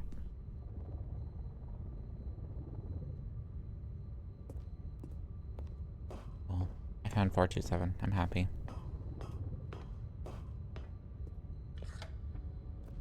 This mind control facility, it was too horrible to believe. It couldn't be true. Had Stanley really been under someone's control all this time?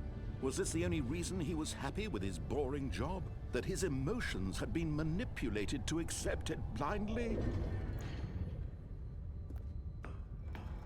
No. He refused to believe it. He couldn't accept it. His own life in someone else's control? Never! It was unthinkable, wasn't it? Was it even possible? Had he truly spent his entire life utterly blind to the world? Utterly blind. But here was the proof. The heart of the operation. Controls labeled with emotions. Happy, or sad, or content. Walking, eating, working. All of it monitored and commanded from this very place. And as the cold reality of his past began to sink in, Stanley decided that this machinery would never again exert its terrible power over another human life. For he would dismantle the controls once and for all.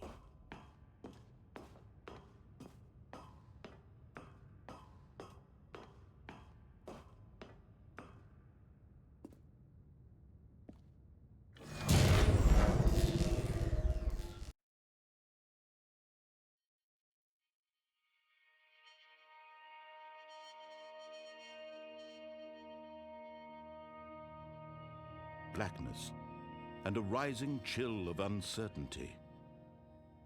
Was it over?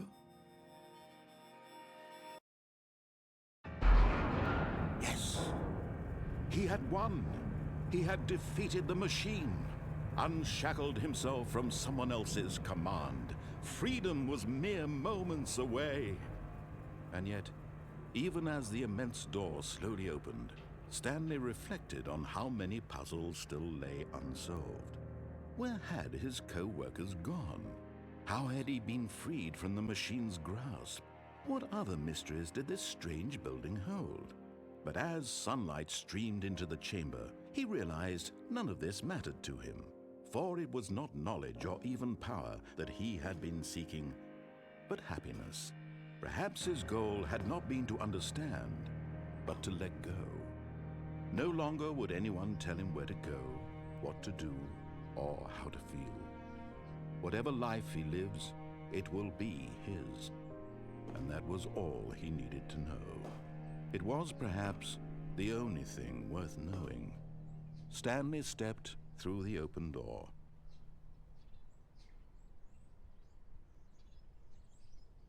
Stanley felt the cool breeze upon his skin, the feeling of liberation, the immense possibility of the new path before him. This was exactly the way, right now, that things were meant to happen. This is really pretty. And Stanley was happy. Yay! Beat the game. Only now are we getting the trophy for beating the game.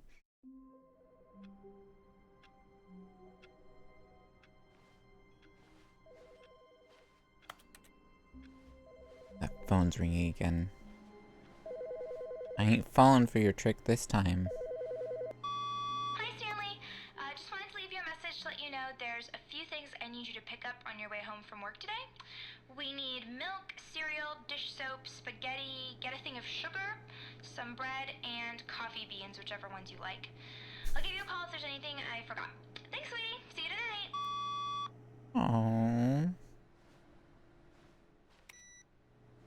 Stanley's wife sounds like a sweetheart.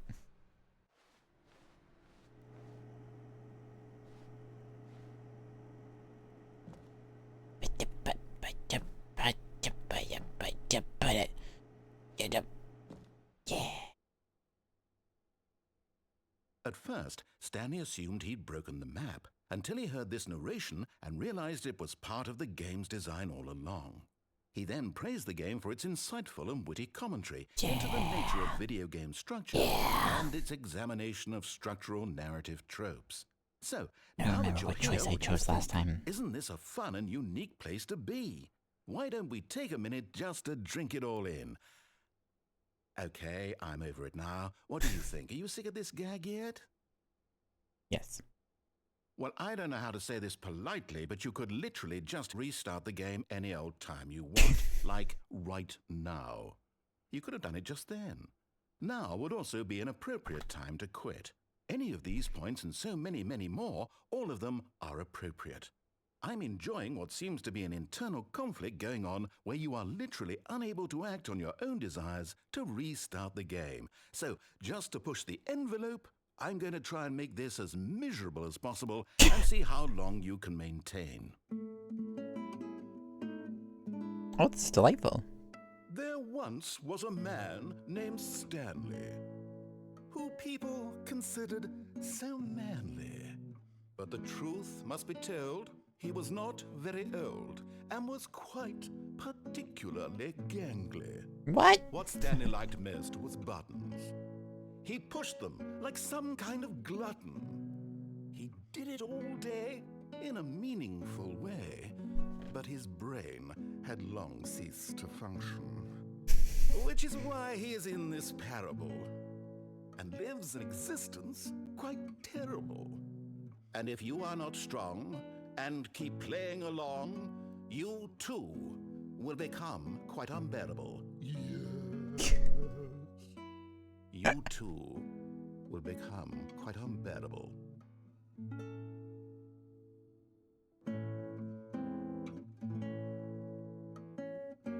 That was awesome. I loved that.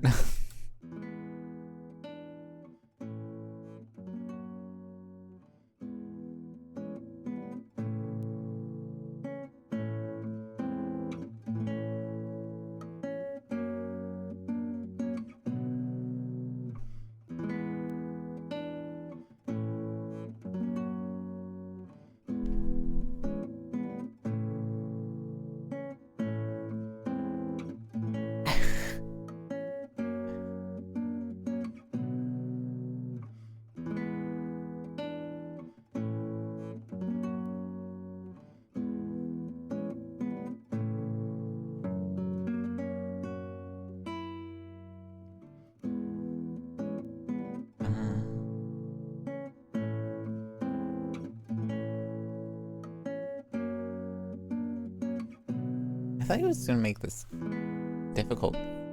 You know what? While we have the music, I'm gonna take a pee break. So I'll be right back. Enjoy the music.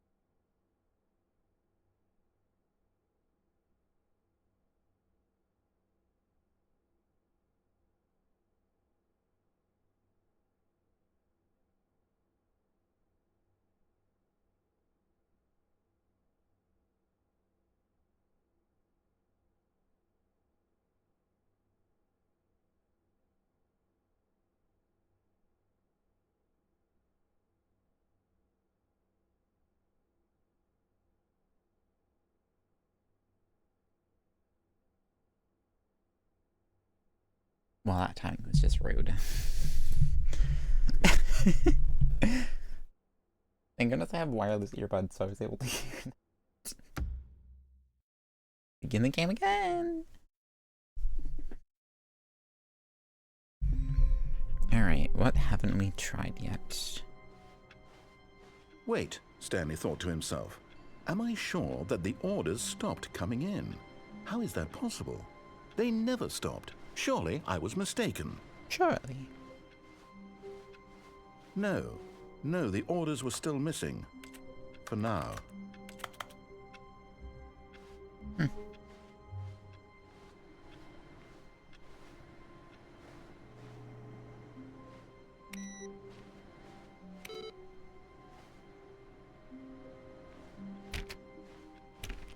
Need to find another one of the input things.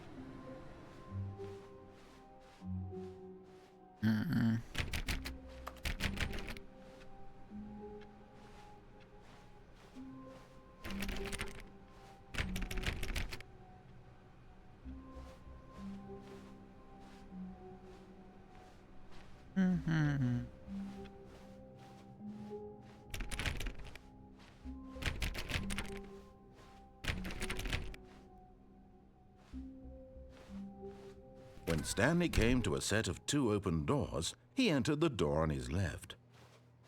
I need to think This about was what not we the haven't correct done way yet. to the meeting room, and Stanley knew it perfectly well. Perhaps he wanted to stop by the employee lounge first, just to admire it. Oops, I missed. Standing now in this incredible room, Stanley for the first time understood true happiness. Then the feeling went away, but eager to get back to business, Stanley took the first open door on his left. And so he detoured through the maintenance section, walked straight ahead to the opposite door, and got back on track. Different.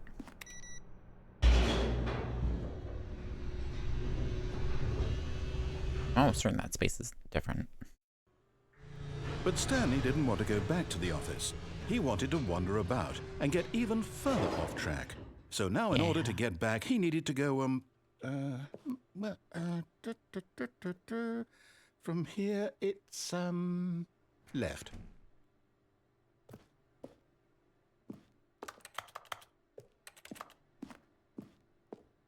Oh, no, it's to the right, my mistake. No, not the right. Why would I have ever said it was to the right? What was I thinking? It's clearly... Oh dear, would you hold on for a minute, please? Holding. Now, let's see. We went down right, left, down, left, right. Yep, okay, yes. I've got it now. Okay. This story is absolutely, definitely this way. Okay, you say so.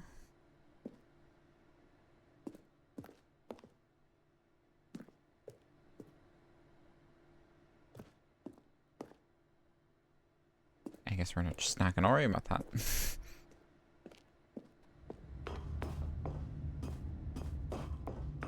No. This isn't right at all. You're not supposed to be here yet. This is all a spoiler. Oh. Quick, Stanley, close your eyes. Okay. We just have to get back to, who am I kidding? It's all rubbish now. The whole story completely unusable. How about, rather than waste my time trying to salvage this nonsense, we'll just restart the game from the beginning. Okay. And this time, suppose we don't wander so far off track, Okay, from the top. Promises.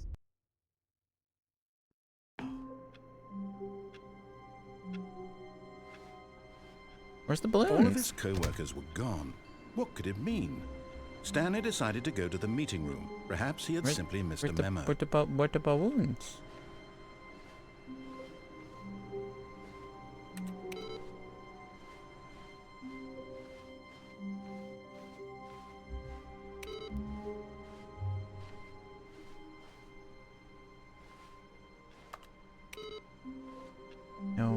input screen.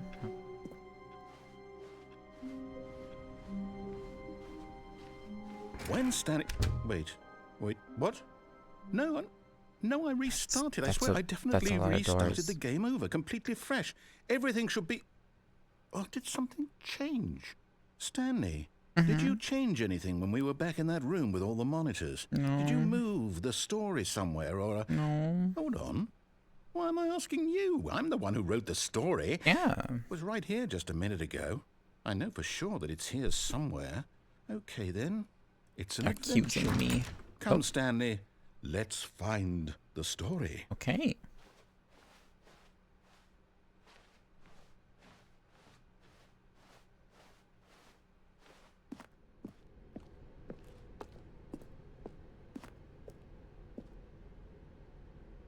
Inner guilt. Everyone knows that you did what you did. They're just holding back to let me torture yourself. Woof.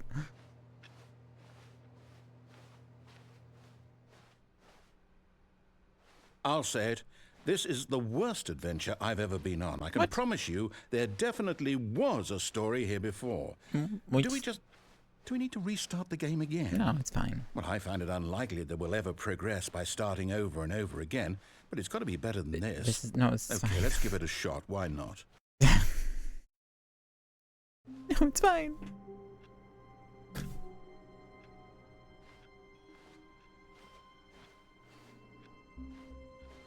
All of his co-workers were gone. What could it mean? Stanley decided to go to the meeting room. Perhaps he had simply missed a memo.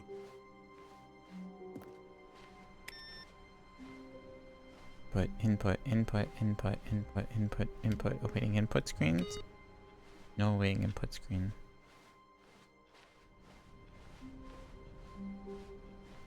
Okay, yep, it's worse. Yep. I might be remembering this wrong. It's possible the story is back where we just came from.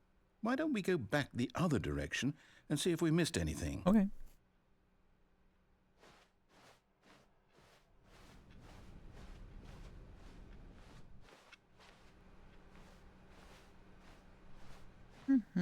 Aha! I knew we'd miss something. The story. Here it comes. Okay. No, wait. Never mind. Not the story. Okay, let's head back the other way and retrace our steps. I forgot to lower the volume of you again after we ended. Let me just do that real quick. Okay. Go back.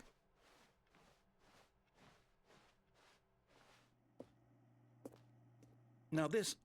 Well, I'll be honest, I don't recognize this place at all. Is this the story? I don't think so. I can't quite recall, but I believe my story took place in an office building. Is that correct?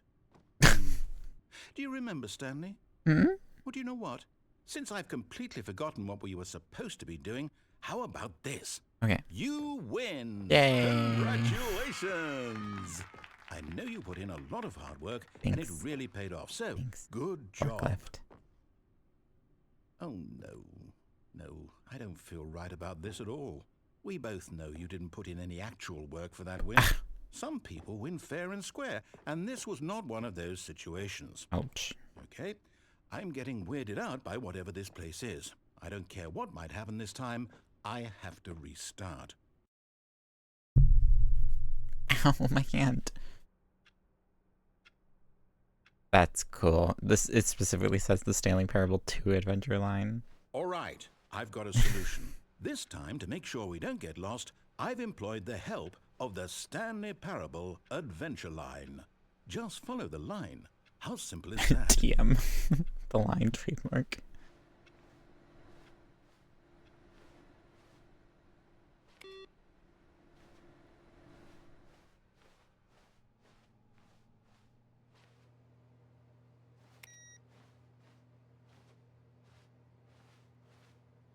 What if I don't follow the line? I'll follow the line. Solitaire? You know what? I want to play solitaire. Let's play solitaire.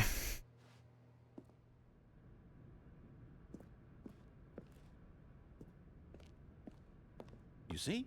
The line knows where the story is. It's over in this direction. Sure. Onward, Stanley, to destiny. Okay. Though, here's a thought.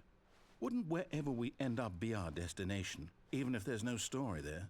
Or to put it another way, is the story of no destination still a story?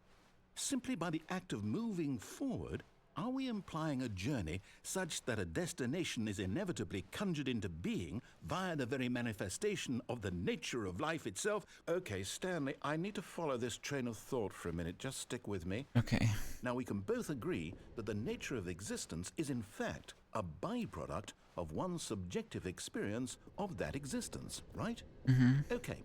Now, if my experience of your existence rests inside of your subjective experience of this office, is this office, in fact, the skeleton of my own relative experiential mental subjective construct? I don't know. Hang on. That got a bit weird back there. Well, I'd like to apologize. Not sure where I was going with all that. You know what? I think what we need right now is a bit of music to lighten the mood. Yeah.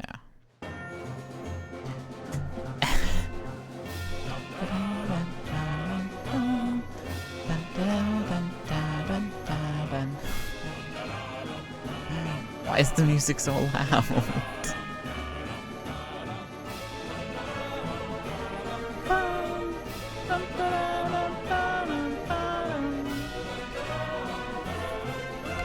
Monthly leisures.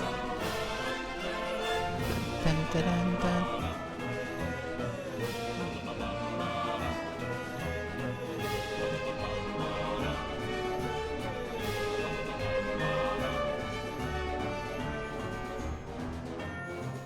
Wait, cut the music. Go back and look at that fern. Stanley, this fern will be very important later in the story. Make sure you study it closely and remember it carefully. You won't want to miss anything.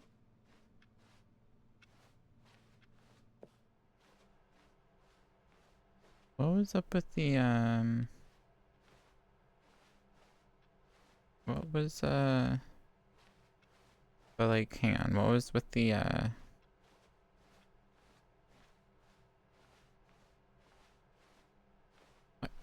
it's not doing it now. What?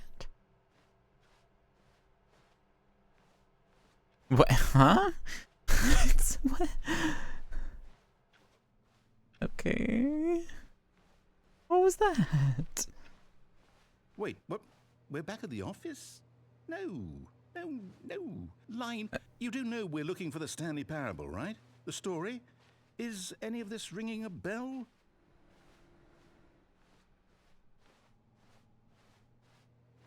Go this way. Who needs the line, am I right? Still missing the doors. Did we make a mistake following the line? Maybe. Perhaps we could have found the story on our own. Maybe.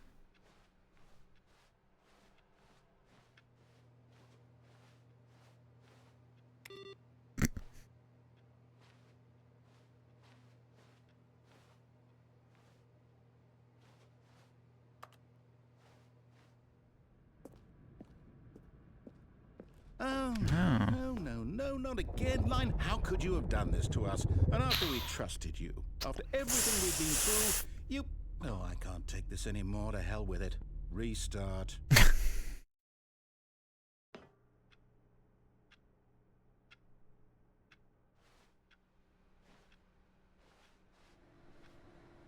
You know what, Stanley? Huh? I say forget the adventure line. What's it ever done for us? We're Fair. intelligent people, right? Yeah. Why can't we make up our own story? Something True. exciting, Okay. daring, mysterious. I like it. Ooh, this all sounds perfectly doable. Yeah. Why don't we simply start wandering in, well, I don't know. How about this direction? Okay. Now, yes, Say this less. is exciting. Yeah. Just me and Stanley forging a yeah. new path, a new story. Well, Yeah. it could be anything. Yeah. What do you want our story to be? Um, Go wild. Use your imagination. Whatever it might be, Stanley, Uh, I'm ready for it. there's Oh, no, not you again. Stanley, I'd also like to veto the line from having any role in our awesome new story. Agreed. No lines or monitor rooms. Just don't acknowledge it. We should be fine. okay.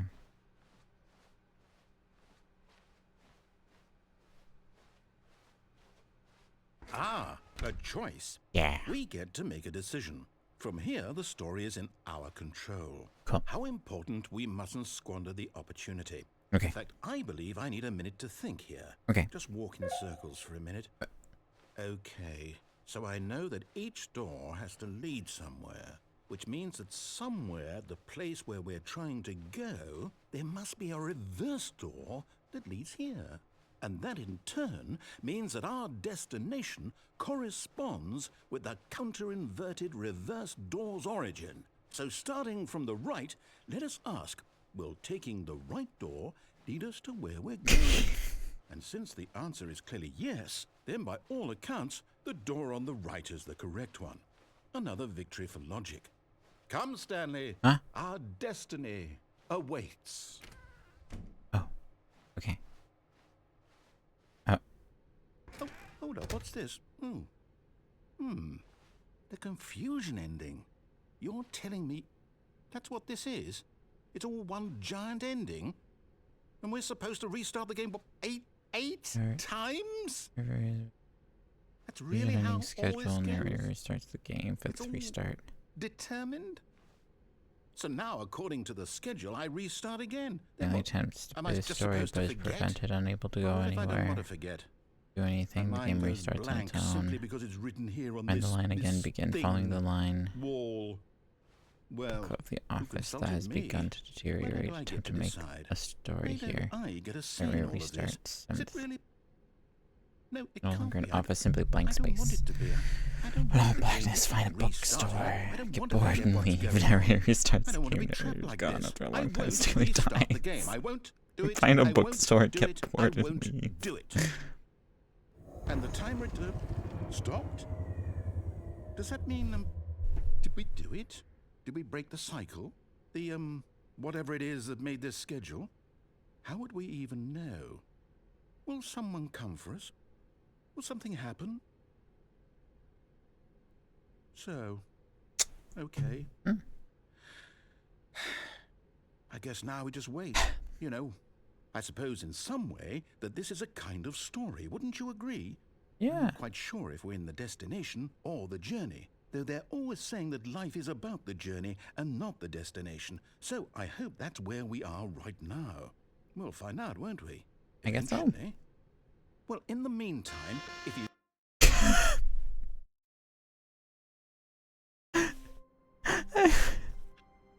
I wasn't ready for that.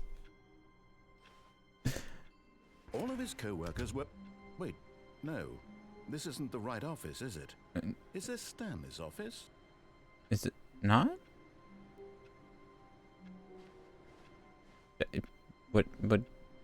But, huh? When you, but, huh?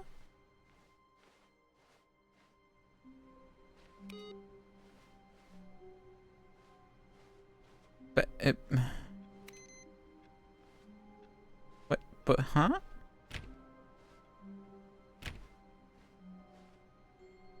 But, huh?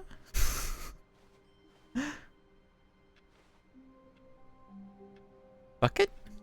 Warmth spread through Stanley's arms. With the bucket in his arms again, he was home. Adventureline. I mean, I need to do Adventureline. There he is. I need him.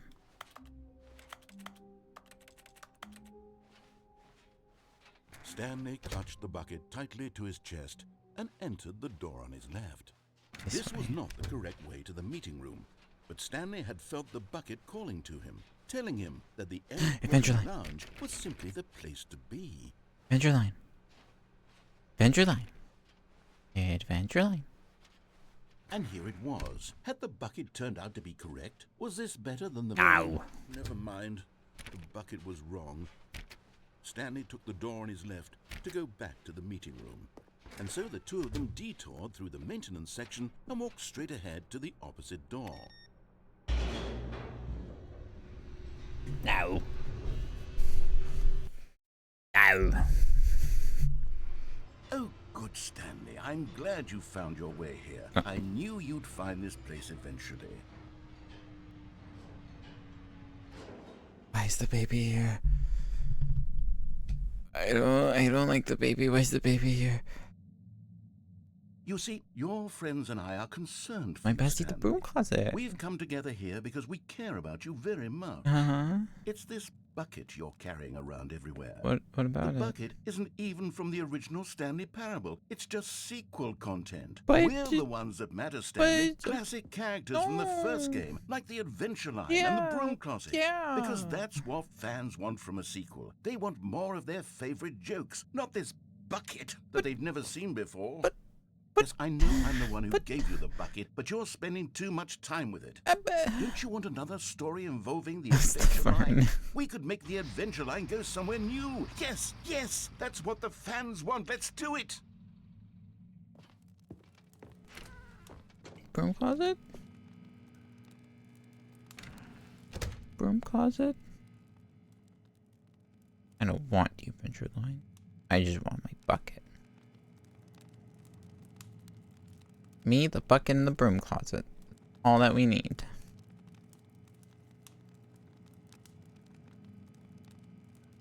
Seems there's nothing for hiding in the broom closet here. Computer? Pencil sharpener? You? Who are you? Who even? You don't deserve to be here. Fern?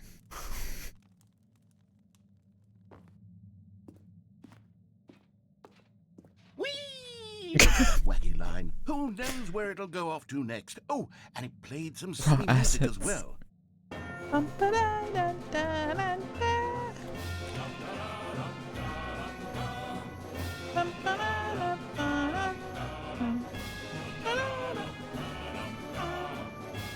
Now this is what the Stanley Parable is all about. Don't you remember all those great jokes from the original dialogue? Also, Stanley is addicted to drugs and hookers. Yes, it's as classic now as it was back then. Let's do it for the fans, Stanley. Let's give them more content exactly like this. Pretty. But if we want to do that, you're going to have to give something up. My pants? I don't know if I knew that. That's a weird ask, narrator. I don't know why you would suggest such a thing. That's really weird. Don't you get it, Stanley? We need to get rid of the bucket. Oh. That's why I'm very proud to introduce a brand new character. Oh, you meant the. This Oh. is the Bucket Destroyer. I think it'll make a wonderful new addition to the rich lore of the Stanley Parable. True, it also was not in the original game, but it's such a well-fleshed-out character with so much personality that to me, it already feels as though it's been part of the cast all along. Don't you agree? Can you guess what the Bucket Destroyer does? Surely you don't need me to spell it out for It makes you. cake. Go ahead now, Stanley. Presses Say buttons. goodbye to the bucket, and then pop it into the machine when you're ready. No. Now listen to me. It's crucial that you give it the bucket. No. I don't know what the Bucket Destroyer will do if it can't destroy your bucket. Well- Destroying buckets is all it knows. Too bad. That is its singular personality trait. My bucket. Sure, I can hear you saying, how does a character with only one personality trait deserve to join the pantheon of beloved Stanley Parable characters? Well, you see, if you were to really explore the Bucket Destroyer, you would see that its desire to crush buckets is so densely loaded with complexity and nuance that it's really like 10 personality traits. No, it's my What bucket. other object in this game can you even say that about? No. The Broom Closet? Certainly not. I wonder what sort of Bucket Destroyer merchandise the fans will be clamoring for after this. No. Okay, the Bucket Destroyer is getting very upset now. You'll Good. have to hurry and feed it. We No. can't get back to the classic Stanley Parable characters like the Adventure Line or the Bucket Destroyer until you crush that damn bucket. No. Quickly now. The No. fans are waiting. Do it, the fans, Stanley. No. Give the fans what they want. No. Hurry and...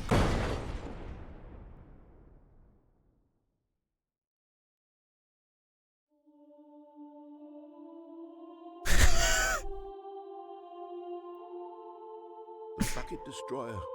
My prized creation. You had so much potential. We were going to do such marvelous things with you, tell such spell-binding stories about you. All of it squandered now. Goodbye, new friend. For the moment in time that you were here, you were magnificent.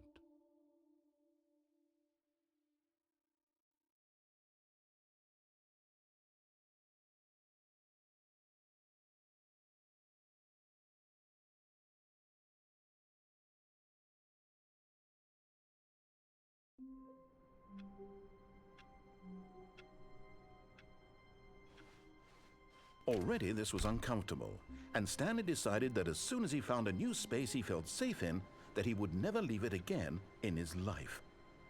The end is never the end, is never the end. Never the end is never the end, is never the end. Hey, this one's not doing that. Is never the end, never the end is never the end.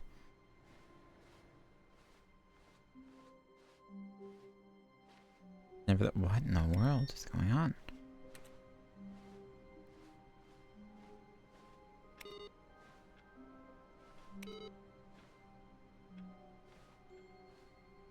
You just bug out there for a second.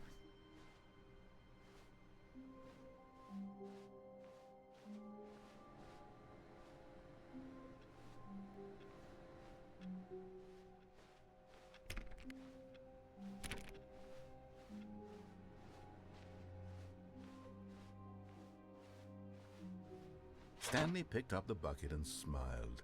He'd never be alone again, not truly alone, not with the bucket around. Darn right. My prized possession. Stanley clutched the bucket tightly to his chest and entered the door on his left.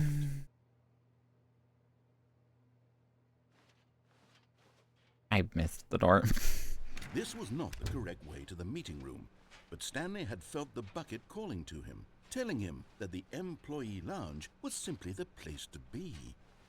Now what? And here it was. Had the bucket turned out to be correct? Was this better than the meeting? No, never mind.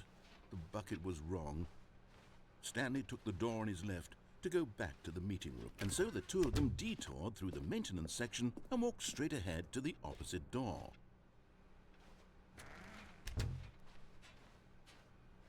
Now what?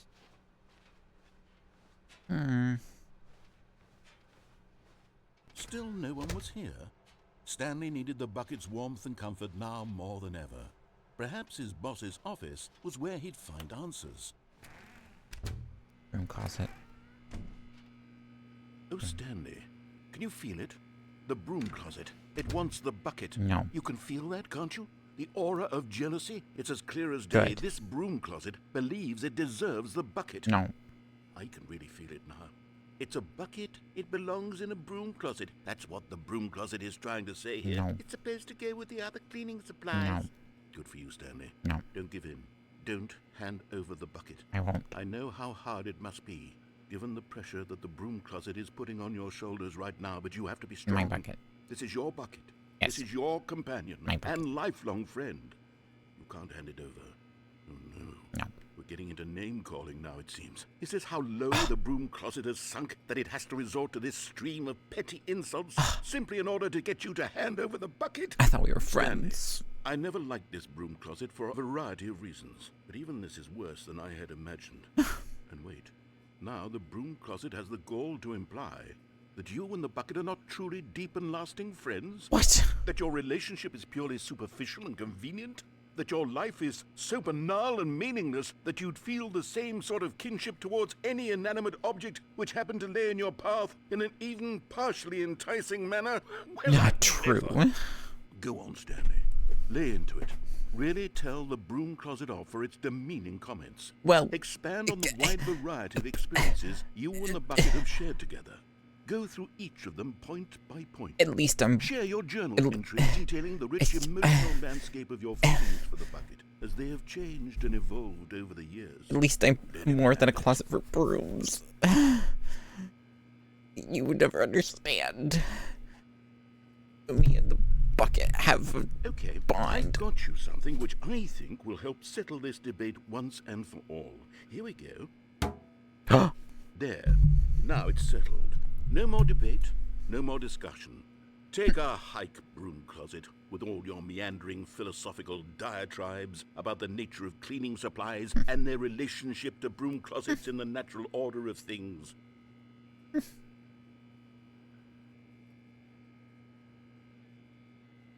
All right, I've got a second sticker back here, and I'm going to slap it on as well because I think it's appropriate. See? I feel it works because the sticker is also a bucket. That way, if you're ever unsure whether the thing you're holding is a bucket or not, you can look down at this sticker and say to yourself, ah, it's a bucket. There really is a wide variety of applications for this sticker. How did you put that sticker underneath the first sticker?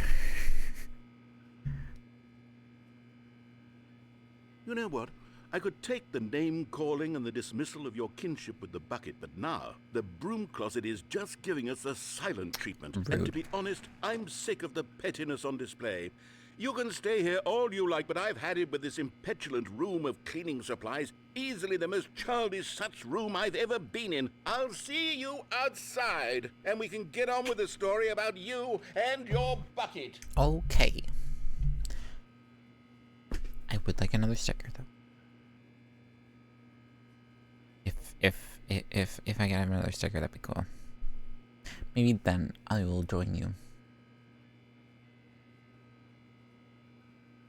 I deserve another sticker.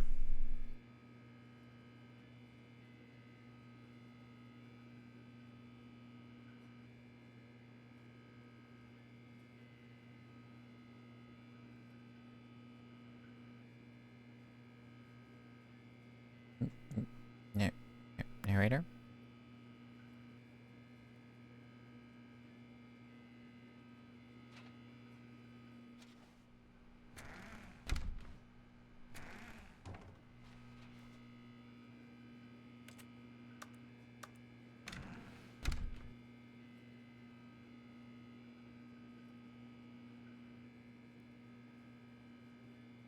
Stickers?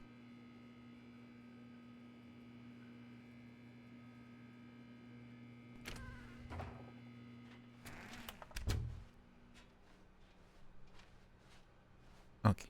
Coming to a staircase, Stanley and the bucket walked upstairs to the boss's office.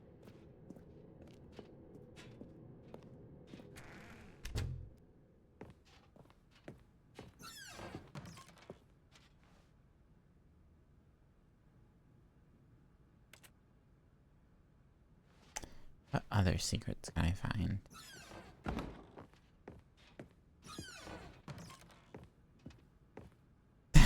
What is this image? Business strategy.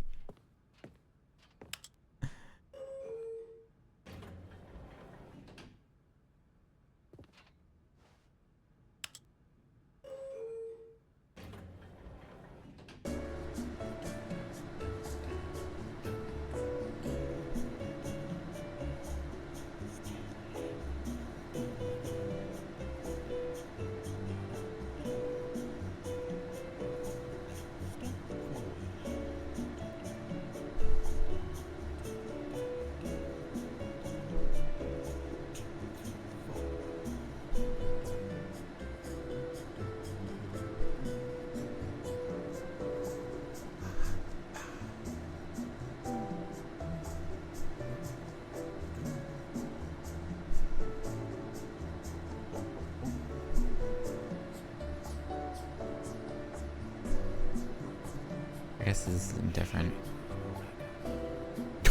Wait, what? I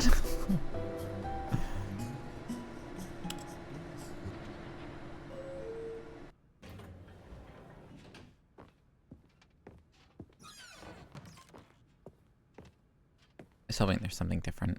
There isn't.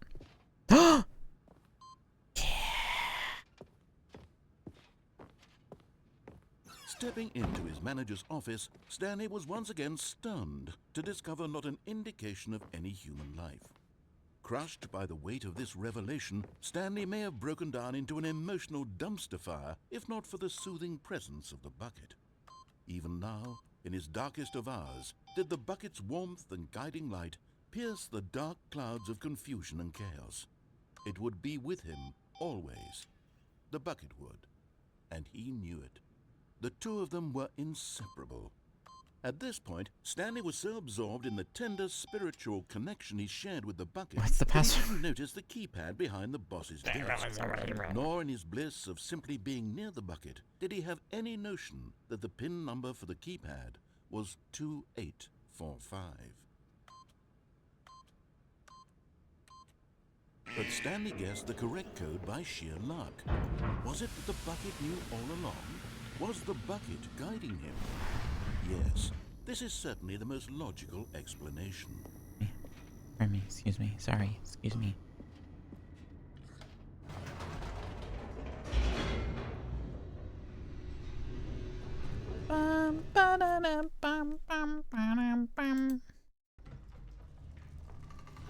Stanley.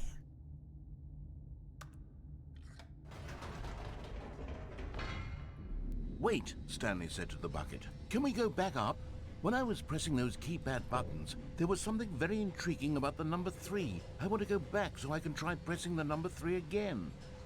The bucket said nothing.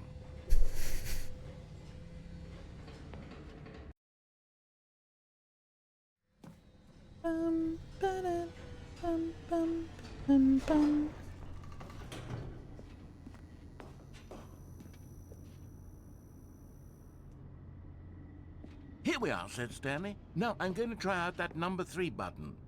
He took the bucket over to the keypad and began absolutely slamming on the number 3 over and over and over. Absolutely Well, slapping. he said, the number 3 is such a special button. I'm having the time of my life. Stanley looked expectantly at the bucket, but the bucket remained silent. This was a shock to Stanley, who had always felt such a connection with the bucket. How was this not as exciting to the bucket as it was to him? Once Stanley had had enough of the number 3, he got back in the elevator.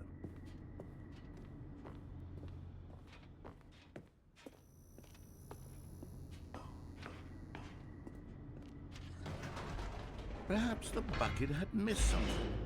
Perhaps it had not seen how much joy Stanley got from slamming the number 3 repeatedly.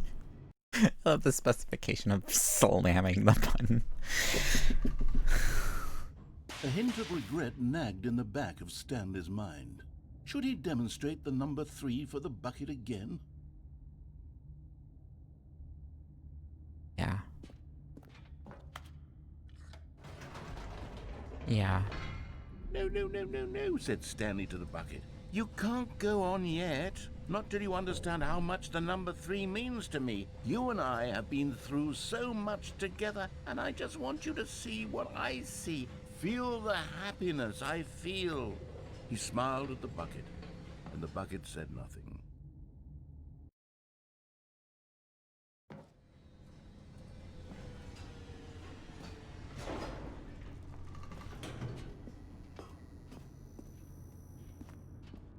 Here we go, said Stanley. This time I'll really show you. He ran to the number 3 and began to wail on it like a musician on a beloved instrument, weaving a concerto of truth and passion. He wielded the number 3 like a fine artist would wield a paintbrush. He told stories through the number 3, stories of his dreams and hopes and fears. Yeah. And the whole time, Yeah. he looked to his bucket for a reaction of some kind. Anything to let him know that the bucket appreciated what he was doing. The bucket conveyed absolutely nothing at all, only silence. Crushed by a wave of dejection, Stanley returned to the elevator.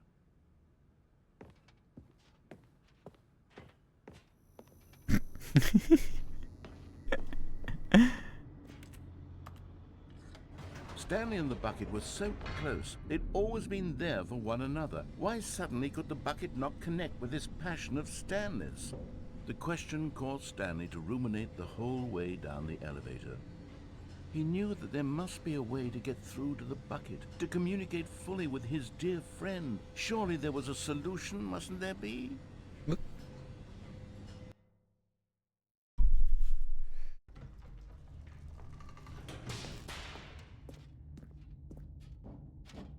Stanley Stanley and the bucket walked straight ahead through the large door that read, Mind Control Facility.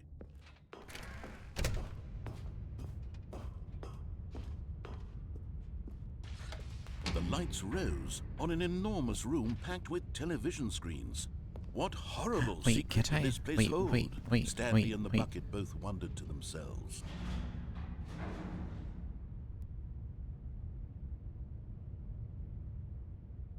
But just as Stanley was about to proceed further into the mind control facility, he tripped and fell over the railing and into the dark void below.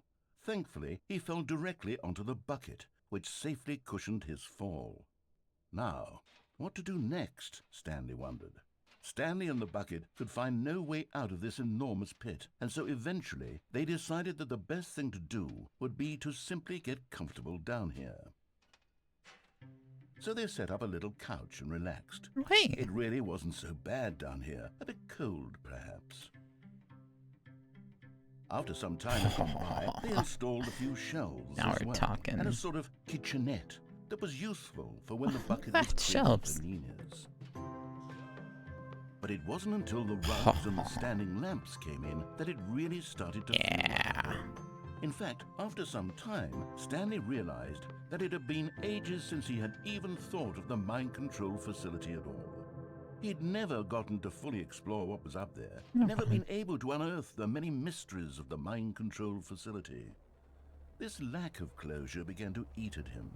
Soon he was dwelling on his regrets, and the state of their home slowly decayed as Stanley became withdrawn and neglected the cleaning. It unsettled the bucket deeply. Stanley wasn't usually like this. The bucket tried to reach out to him again and again, but to no avail. All Stanley could think about, all he could talk about, was going back, doing it over again, staying on the path. It was a mistake to leave the path. It was a mistake. It was a mistake. I need to do what the narrator says. I need to see the true ending. This made no sense at all to the bucket, which was simply trying to live its life down here as comfortably as possible. Yet Stanley was unconsolable. This isn't an ending. This is just a hole in the ground. The bucket sighed. True, it wasn't an ending. But it's where we happen to be. And maybe, possibly, if we accept the reality of things, maybe this will become an ending eventually. It's what the bucket was counting on. The two of them waited for a very long time.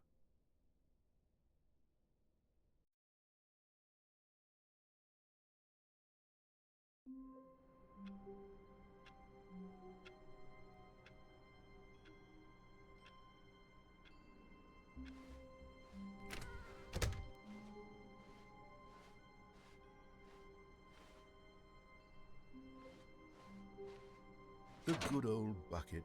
Just Stanley and the bucket, off on another thrilling adventure together. Stanley clutched the bucket tightly to his chest and entered the door. This was not the correct way to the meeting room, but Stanley had felt the bucket calling to him, telling him that the employee lounge was simply the place to be. And here it was. Had the bucket turned out to be correct? Well, no, never mind. The bucket was wrong. Stanley took the door on his left to go back to, and so the two of them detoured through the maintenance section and walked straight ahead to the opposite door.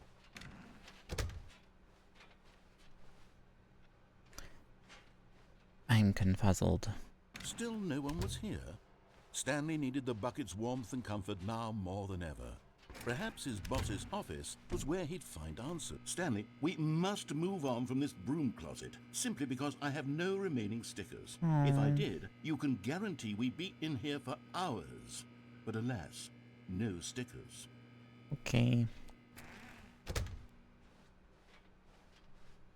Coming to a staircase, Stanley and the bucket walked upstairs to the boss's office. No more stickers.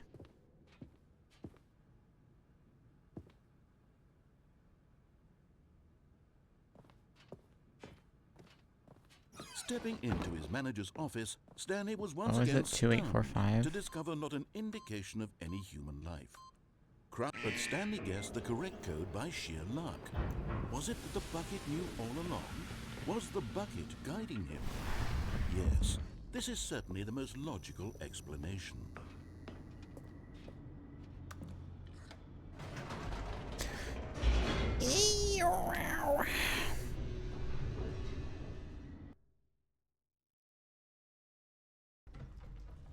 The brain deteriorates.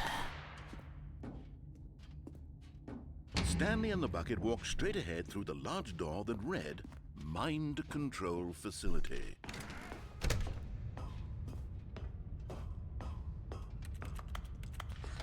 The lights rose on an enormous room packed with television screens. What horrible secret did this place hold? Stanley and the bucket both wondered to themselves. I dare not risk. The monitors jumped to life, and Stanley nearly dropped the bucket in shock. Everyone in the office was being videotaped, monitored like guinea pigs. The bucket had never seen anything like this. Okay, the game is specifically preventing me. As Stanley cradled it gently, reassuring it that everything would be fine. Was the bucket under the mind control facility's influence as well? Had the bucket been told to do things it didn't wish to do? What kinds of things does a bucket want to do or not want to do in the first place? These questions raced furiously in Stanley's feeble mind. Feeble? No! He screamed into the bucket. He couldn't accept it. Into the His bucket. own life in someone else's control. Never! He squeezed the bucket tighter. No! His one friend in the entire world. No! At this point, he could trust no one except for the bucket. I'm trying to scream into a can. It's just not helping. Not helping the vibe as much as I want it But to. here was the proof.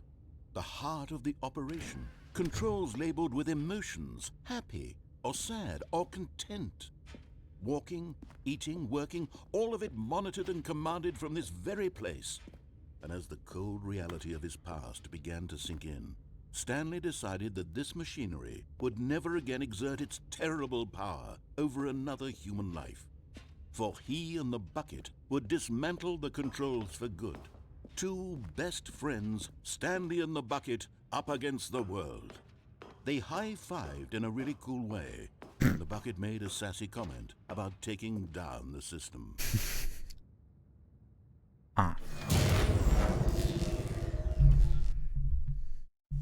With the bucket. Stanley and the bucket waited in blackness. Was it over? Yes, they had done it.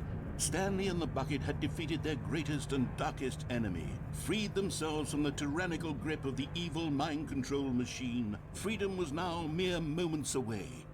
Excitedly, the two of them began to discuss the kind of life they wanted to live once they stepped through this massive door.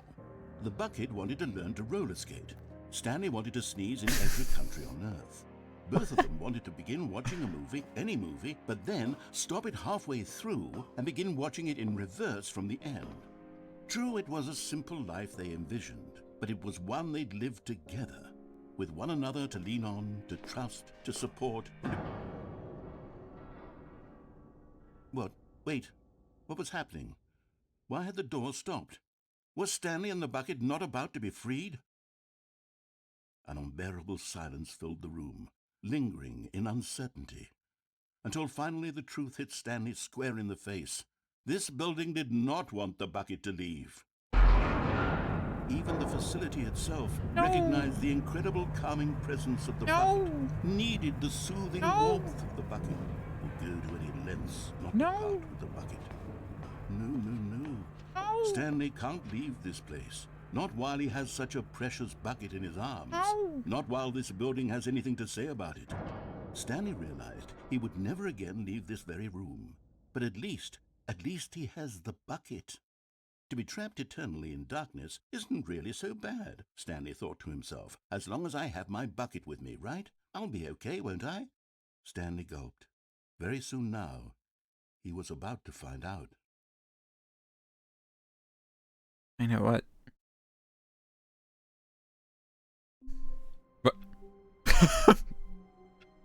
Sorry, that was so loud.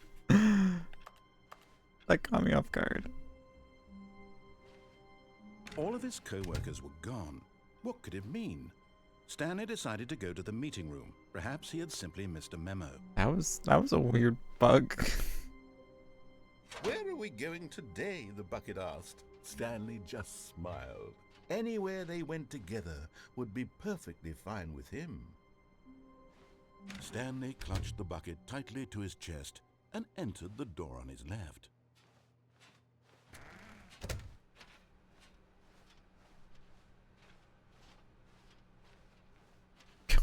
Still no one was here. Stanley needed the bucket's warmth and comfort now more than ever. Perhaps his boss's office was where he'd find answers. Stanley, we must move on from this broom closet, simply because I have no remaining stickers. If I'm coming to a staircase, Stanley and the bucket walked upstairs to the boss's office. Huh? What? Huh? What? Huh? What?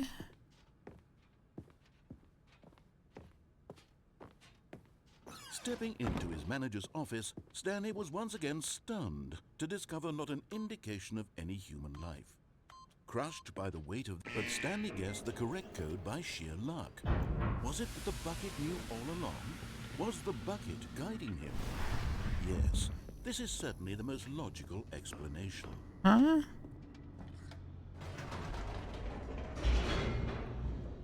I'm so confused.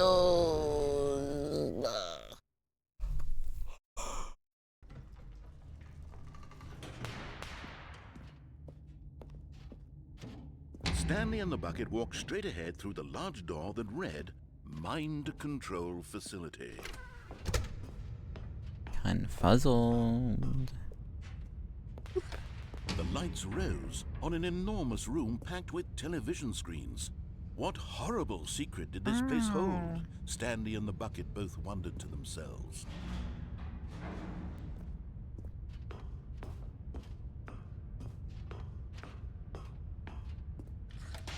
The monitors jumped to life, and Stanley nearly dropped the bucket in shock. Everyone in the office was being videotaped, monitored like guinea pigs. The bucket had never seen anything like this, and it very nearly burst into tears as Stanley cradled it gently, reassuring it that everything would be fine.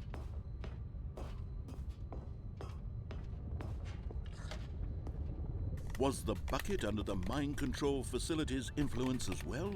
Had the bucket been told to do things it didn't wish to do? What kinds of things does a bucket want to do or not want to do in the first place? These questions raced furiously in Stanley's feeble mind. No! He screamed into the bucket. He couldn't accept it. His own life in someone else's control, never! He squeezed the bucket tighter. His one friend in the entire world. At this point, he could trust no one except for the bucket. Never. The what? Did he say bucket or the butt? The heart of the operation. Controls labeled with emotions, happy or sad or content. Walking, eating, working, all of it monitored and commanded from this very place. And as the cold reality of his past began to sink in, Stanley decided that this machinery would never again exert. But at the last second, the bucket jumped in and pressed the button to turn on the controls. Stanley gasped in horror. Had this been the bucket's plan all along? To take over the machine and claim the power for itself? Bucket, how could you? How could the bucket have betrayed him like this? I can't believe you. Stanley was prepared to throw the bucket away in disgust when suddenly an image appeared upon the enormous screen. Birds. Silly, silly birds. The control buttons became active again.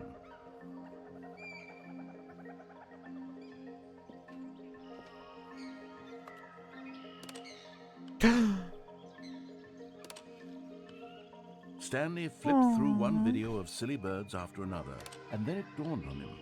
This wasn't a mind control facility at all.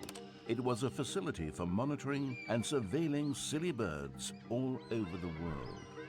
The mind controls were only a facade to disguise its true intentions. Had the bucket known this all along? Stanley marveled at the metal genius in his hands, the one who had pointed him towards this incredible discovery. Stanley and the bucket never found freedom because they spent the rest of their lives here in this place, living through live streams of the silliest birds imaginable. Of all the possible paths his life could have taken, this one was surely the best. And Stanley was happy. Birds. Birds. Normal office again. Normal office. Normal office. All of his co-workers were gone. What could it mean? Input screen. Input screen. Stanley decided to go to the meeting room. Yes. Perhaps he had simply missed a memo. No matter how hard Stanley looked, he couldn't find a trace of his co-workers. We're gonna get this ding dang input screen ending.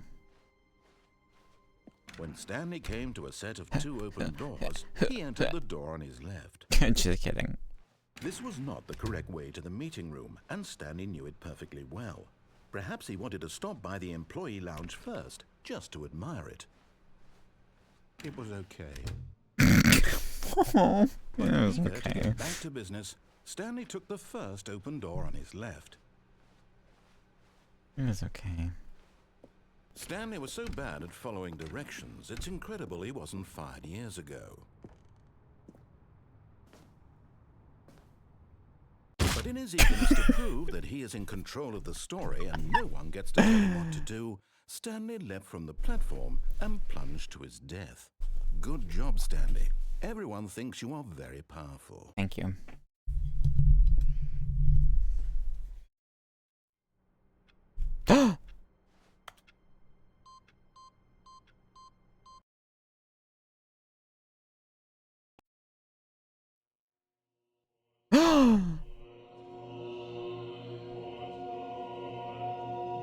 Buttons. Oh. Buttons. Buttons. I just realized that the opera voices are saying buttons. Buttons. Buttons. Buttons. Oh, buttons. Buttons. Buttons. Buttons. I must press every button. Buttons. How many buttons are there? Oh, they're resetting. No. Buttons. Buttons. Buttons. Buttons. Buttons. Yeah, that's right. Buttons. Look at me go. Button pressing machine. Can't stop me. Yeah, that's right. I'm catching up. Yeah, that's right. Can't stop me. Beep, boop, boop, beep. Buttons. Buttons? Buttons. Buttons. Buttons. Buttons. Buttons. Buttons. Buttons. Buttons. Buttons. Buttons. Buttons. Buttons. Buttons. Buttons. Buttons. I think I have to manually reset it.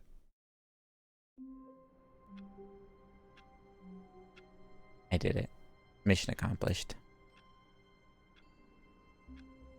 Mission accomplished, chat. A soft wind blew outside and perhaps rain started. And if it did, it stopped shortly after. No. Stanley hoped that he would one day see weather. Why haven't we tried yet? A good bucket, a strong bucket, a humble bucket, a committed bucket. A bucket of culture and distinction. Stanley clutched the bucket tightly to his chest. This was not the correct way to the meeting room, but Stanley had felt the bucket calling to him, telling him that the employee lounge was simply the place to be. And here it was. Had the bucket turned out to be correct? No, never mind. The bucket was wrong. Stanley took the door on his left to go back to the meeting room. Ow. No, Said the bucket. don't go to the meeting room. Go somewhere else. The cargo lift, yeah, good, Said the bucket. Now ride the lift all the way to the top. There's something up there I need you to do. Stanley did not question why or how this bucket was speaking to him. It should have alarmed him, of course, because buckets can't talk. But Stanley chose not to think about this obvious fact. He was firmly convinced that the bucket had spoken to him, and he unthinkingly did whatever the bucket asked. In here. Said the bucket. Go into this dark room over here. Stanley once again obeyed blindly.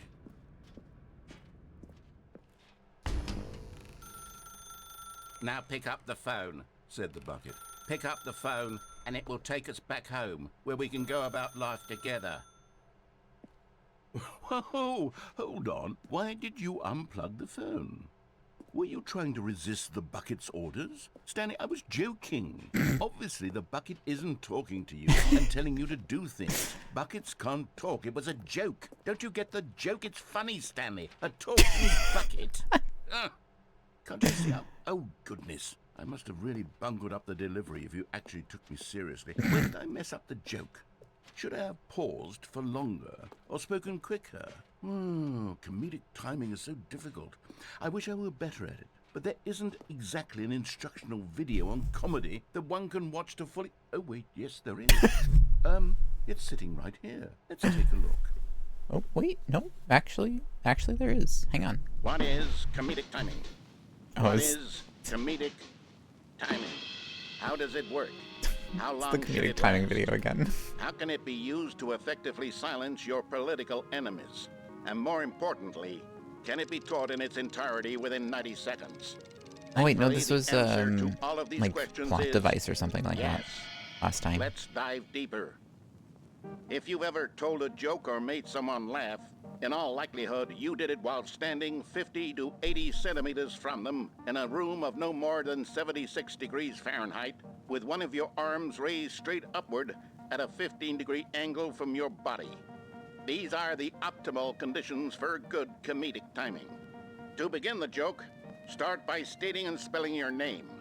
Next, provide a brief synopsis of the joke, including the specific times at which the recipient of the joke will laugh, and then spell out your name a second time. With these steps complete, it's time to begin the humor. Speak the entire joke in no more than 18 seconds and no less than 13 and a half, pausing only for bathroom breaks when necessary. When the joke has concluded, it is customary to inform your listener that the joke is over by declaring in your loudest possible voice, "I'm Dunny with the funny." Let's practice screaming, "I'm Dunny with the funny" now. Okay. I'm Dunny with the funny. Good. This saying is a perfect example of expectations management, which is the cornerstone of good comedy. Finally, it's time to hand out surveys. Collecting hard data from your audience on how rapt they were throughout the joke is the only way to grow or learn as a comedian. An effective survey should be no less than 10 pages long and should include the same question reprinted several times, just to ensure the survey taker is actually paying attention and not simply filling in answers at random. Okay. And that's all there is. With these strategies at your disposal, you'll have audiences doubled over in laughter and even tripled over in laughter in no time at all. Just remember to let them stop laughing at some point, you gut-busting little scamp. After all, with each of us needed on the front lines of the war to fight the 12-legged invader who threaten our very existence, and who very likely die in a hailstorm of bullets and mandibles. All of us must be prepared to give our lives to this noble cause, just as our children must do after us, and their children after them. Godspeed, and may Earth reign supreme. Wait. What? Hey, goodness, this video is a little outdated, isn't it? Well, no matter. I think the fundamentals of proper comedic timing are still as relevant today as they were back then. So with that in mind, I believe the only way forward is for us to return to the two doors and walk through all of this again, so I can try telling my story with more appropriate comedic delivery. Okay. Come along, let's head back. All right. Let's do this again. Oh, literally go back. Okay, sorry. I thought I was gonna get warped. I can feel it. This time, I'm really going to nail the delivery. All You'll right. be in stitches. A talking bucket, you'll say? How ridiculous. How absurd. What a hilarious concept. The king of comedy. That's what you'll call me. Thank goodness we had the instructional video. Otherwise, who knows where we'd be right now. Thank goodness. Well, I wouldn't be the king of comedy, that's for sure. The bucket spoke to Stanley. The bucket spoke. The bucket spoke.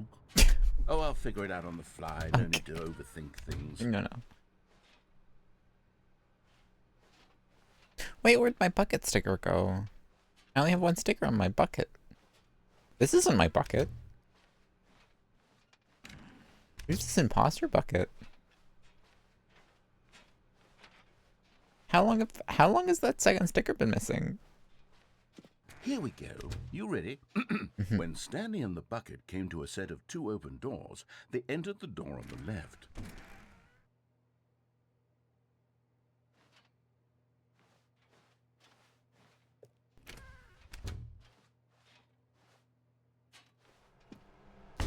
What? What? We're back at the phone already? No. What's going on? There were supposed to be several rooms leading up to this. There was supposed to be a build-up to this point, a dramatic display of remarkable comedic wit which culminates in this scene with the phone. But now the timing's completely off. The joke will never land, not the way it was meant to. And it's all my fault. I must have forgotten that the phone room comes immediately after the two doors room. What an egregious mistake.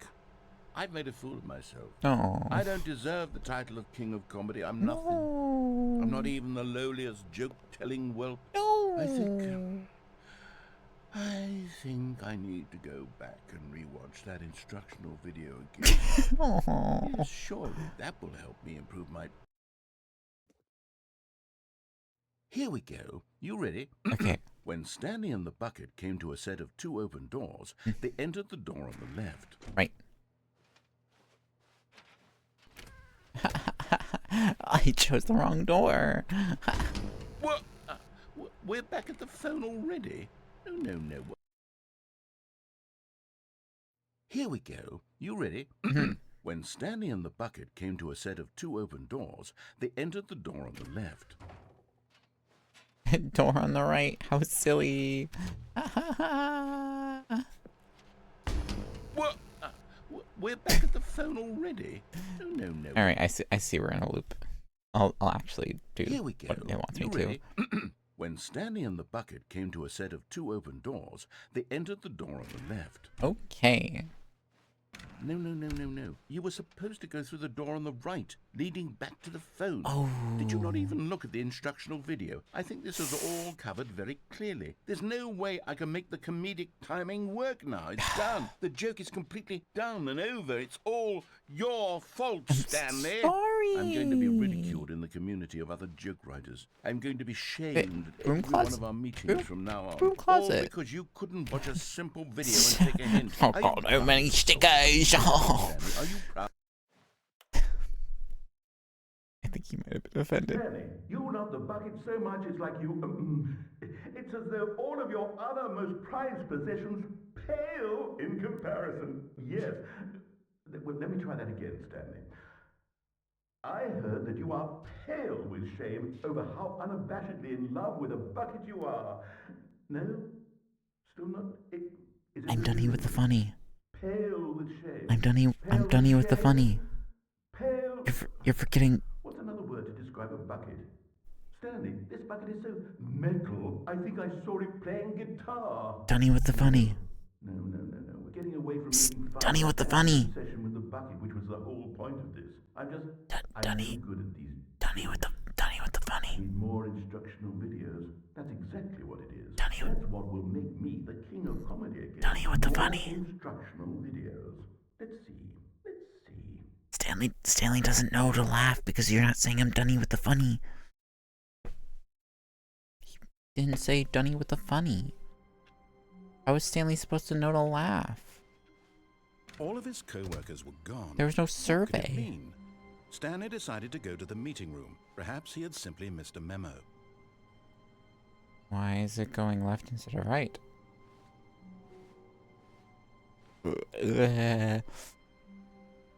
Hey, this is my bucket again. The embrace of an old friend. A weathered companionship that stands the test of time. Stanley clutched the bucket tightly to his... This was not the correct way to the meeting room, but Stanley had felt the bucket calling to him, telling him that the employee lounge was simply the place to be. And here it was. Had the bucket turned out to be correct? No, never mind. The bucket was wrong. Stanley took the door on his left to go back to the meeting room. No, Said the bucket. don't go to the meeting room. Go somewhere else. The cargo lift, yes. Go there. Good, Said the bucket. now ride the lift all the way to the top. There's something up there I need you to do. Stanley did not question why or how this bucket was speaking to him. It should have alarmed him, of course, because buckets can't talk. But Stanley chose not to think about this obvious fact. He was firmly convinced that the bucket had spoken to him, and he unthinkingly did whatever the bucket asked. I jumped off while I had the bucket.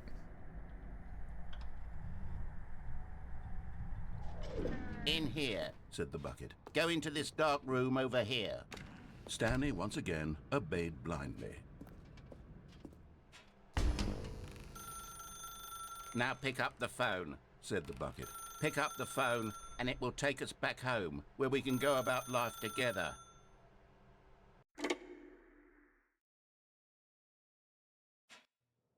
This is the sad story of a man named Stanley and his bucket. Once upon a time, I gave Stanley a bucket because I thought he was lonely and could use a friend. And then, very distressingly, he began to believe the bucket could speak to him.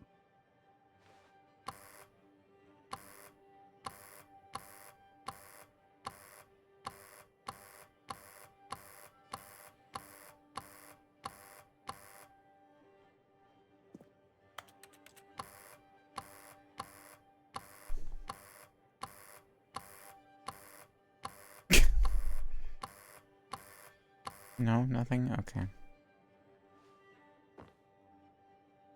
Bucket.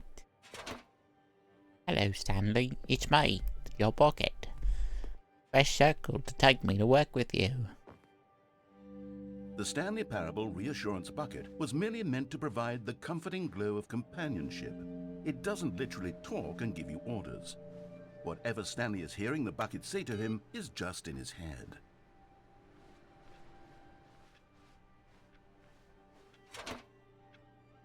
Press left to take me back home with you.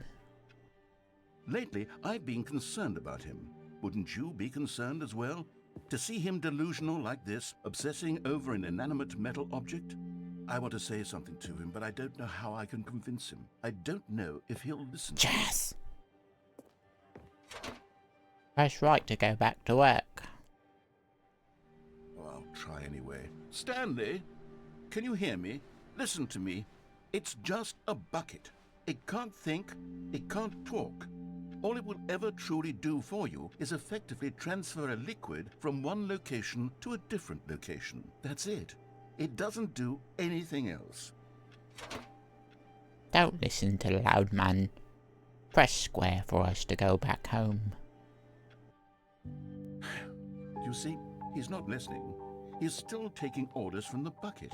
You know, once upon a time it was me he took orders from. Me he trusted and listened Bucket? to. Now all he cares about is his awful bucket. This Bucket? stupid hunk of metal. Where's Bucket? Oh, there you are.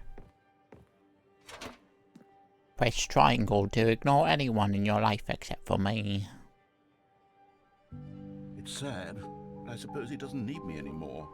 From now on, he's just going to cling to this bucket, this cold, empty bucket, this sort of shiny bucket. Bucket.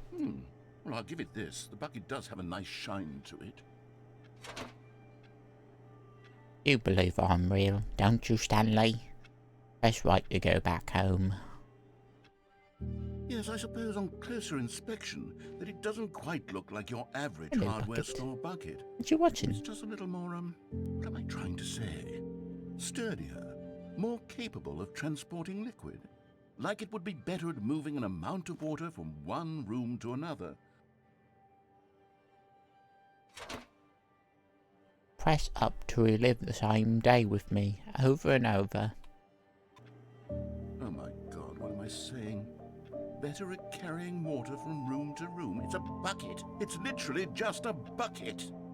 Why do I feel some need to point out the ways in which it's so much more than just a regular bucket? Press circle to go home. To go home to work to home to work to home. Oh no. I'm having feelings. For the bucket. No, Bucket. no. What's going on? Why do I want to be with the bucket? Hear what the bucket has to say. Do anything it bucket and asks. the jazz What's music wrong with in me? I the don't understand. Perhaps if I had the bucket, this would be less confusing. Yes. Yeah, hello there, the bucket could tell me what to do in this troublesome situation. Stanley, give me the bucket. Give it to me. Give me the bucket, Stanley. I need it. Give it to me now. Give it or I'll... No.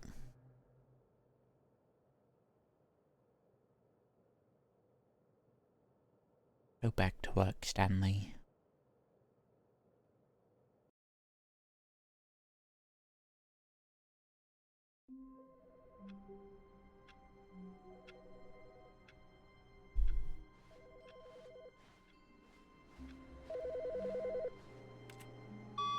Hi, Stanley. Just wanted to leave you a message to let you know there's a few things I need you to pick up on your way home from work today. We need milk, cereal, dish soap, Fake, spaghetti, fake. Alright, I'll be back in a second.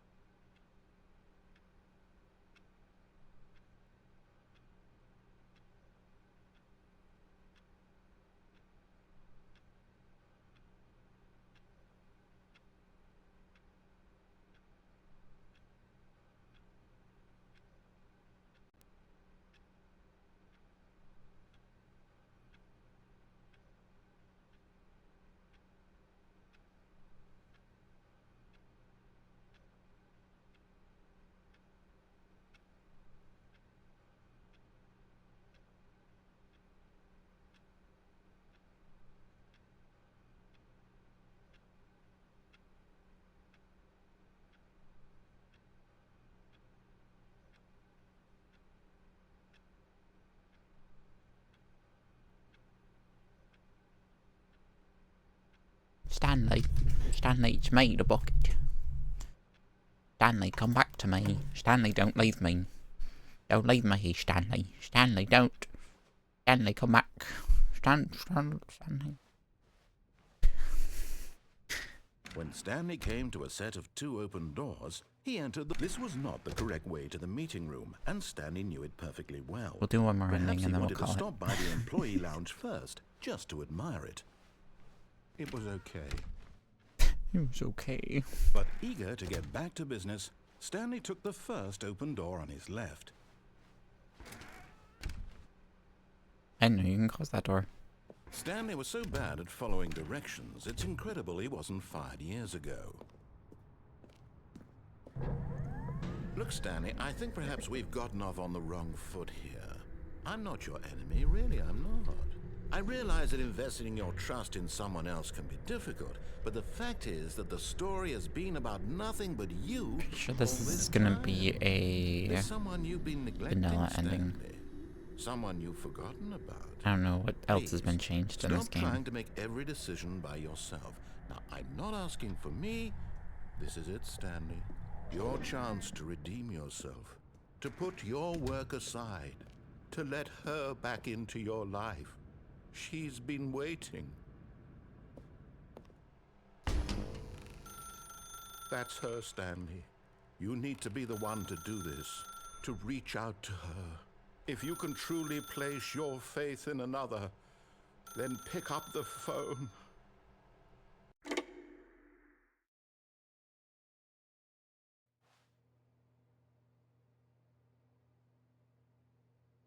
Oh, Stanley, is that you? Hold on, sweetie. Sorry to keep you waiting. I'm just pulling the bread out of the oven. All right. Okay, there we go. All right, now, I want you to come in and tell me all about your day. Gotcha. Oh, come on. Did you actually think you had a loving wife who'd want to commit their life to you? I'm trying to make a point here, Stanley. I'm trying to get you to see something. Come inside. Let me show you what's really going on here. No. Sorry, but you're in my story now. No. Wow, that I did not expect them to have something planned for that. This is a very sad story about the death of a man named Stanley. Wait, what?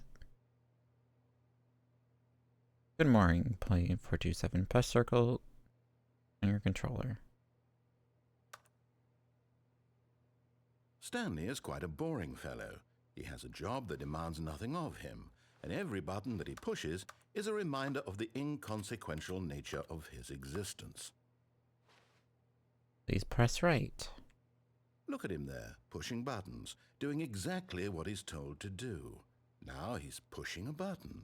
Now he's eating lunch. Now he's going home. Now he's coming back to work. One might even feel sorry for him, except that he's chosen this life. Wow, I kind of feel a little called out right now, and I don't appreciate it.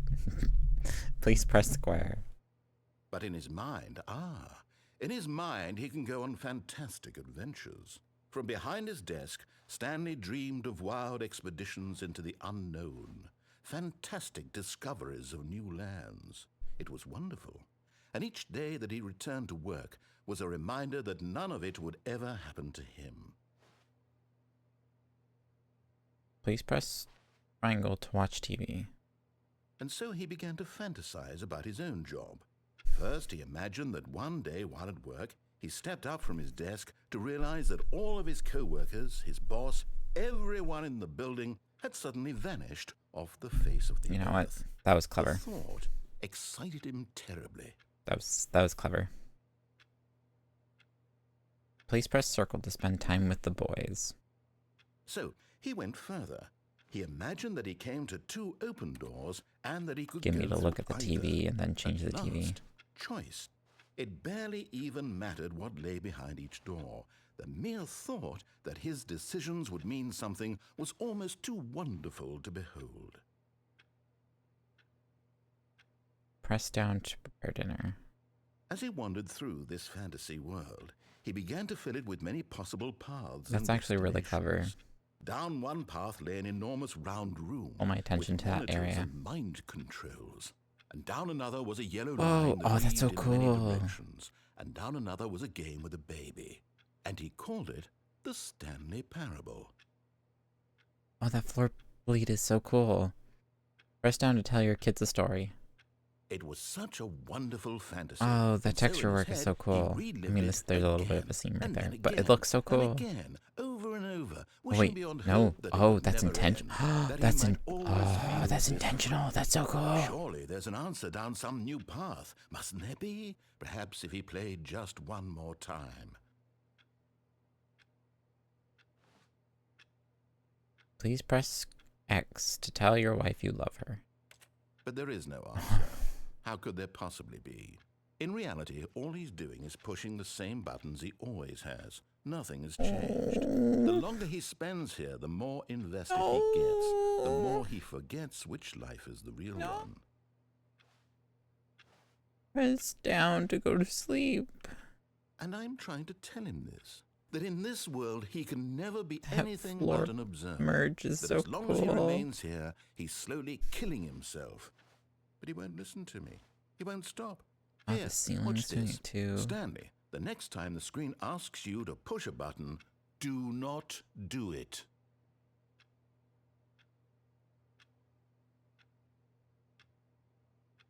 I won't be at work. Joke's on you, game. I work at night. So I can't be at work in the morning. Because that wouldn't make sense.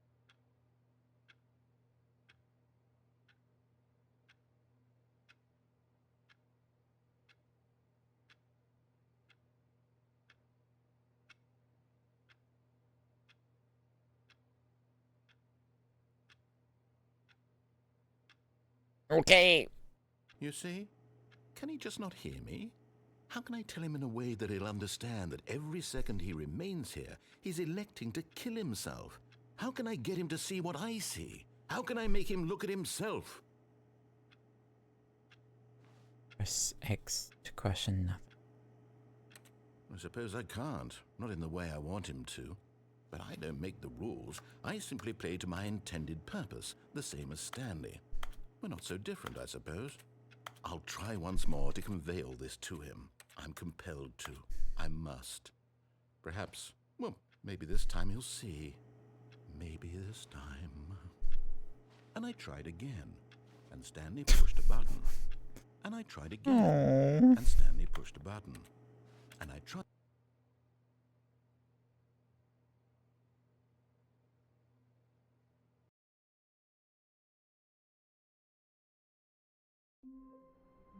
That wasn't a pleasant ending to end on. Go back to the button world. Just for a little bit of joy to balance out at that ending.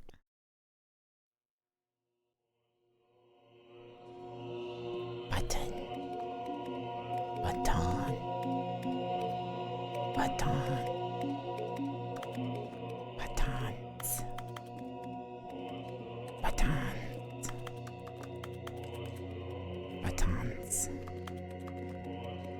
Buttons. Buttons.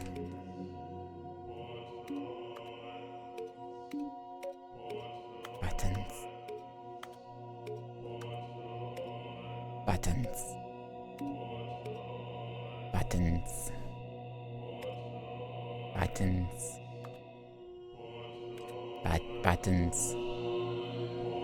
Buttons. Buttons. Buttons. Buttons.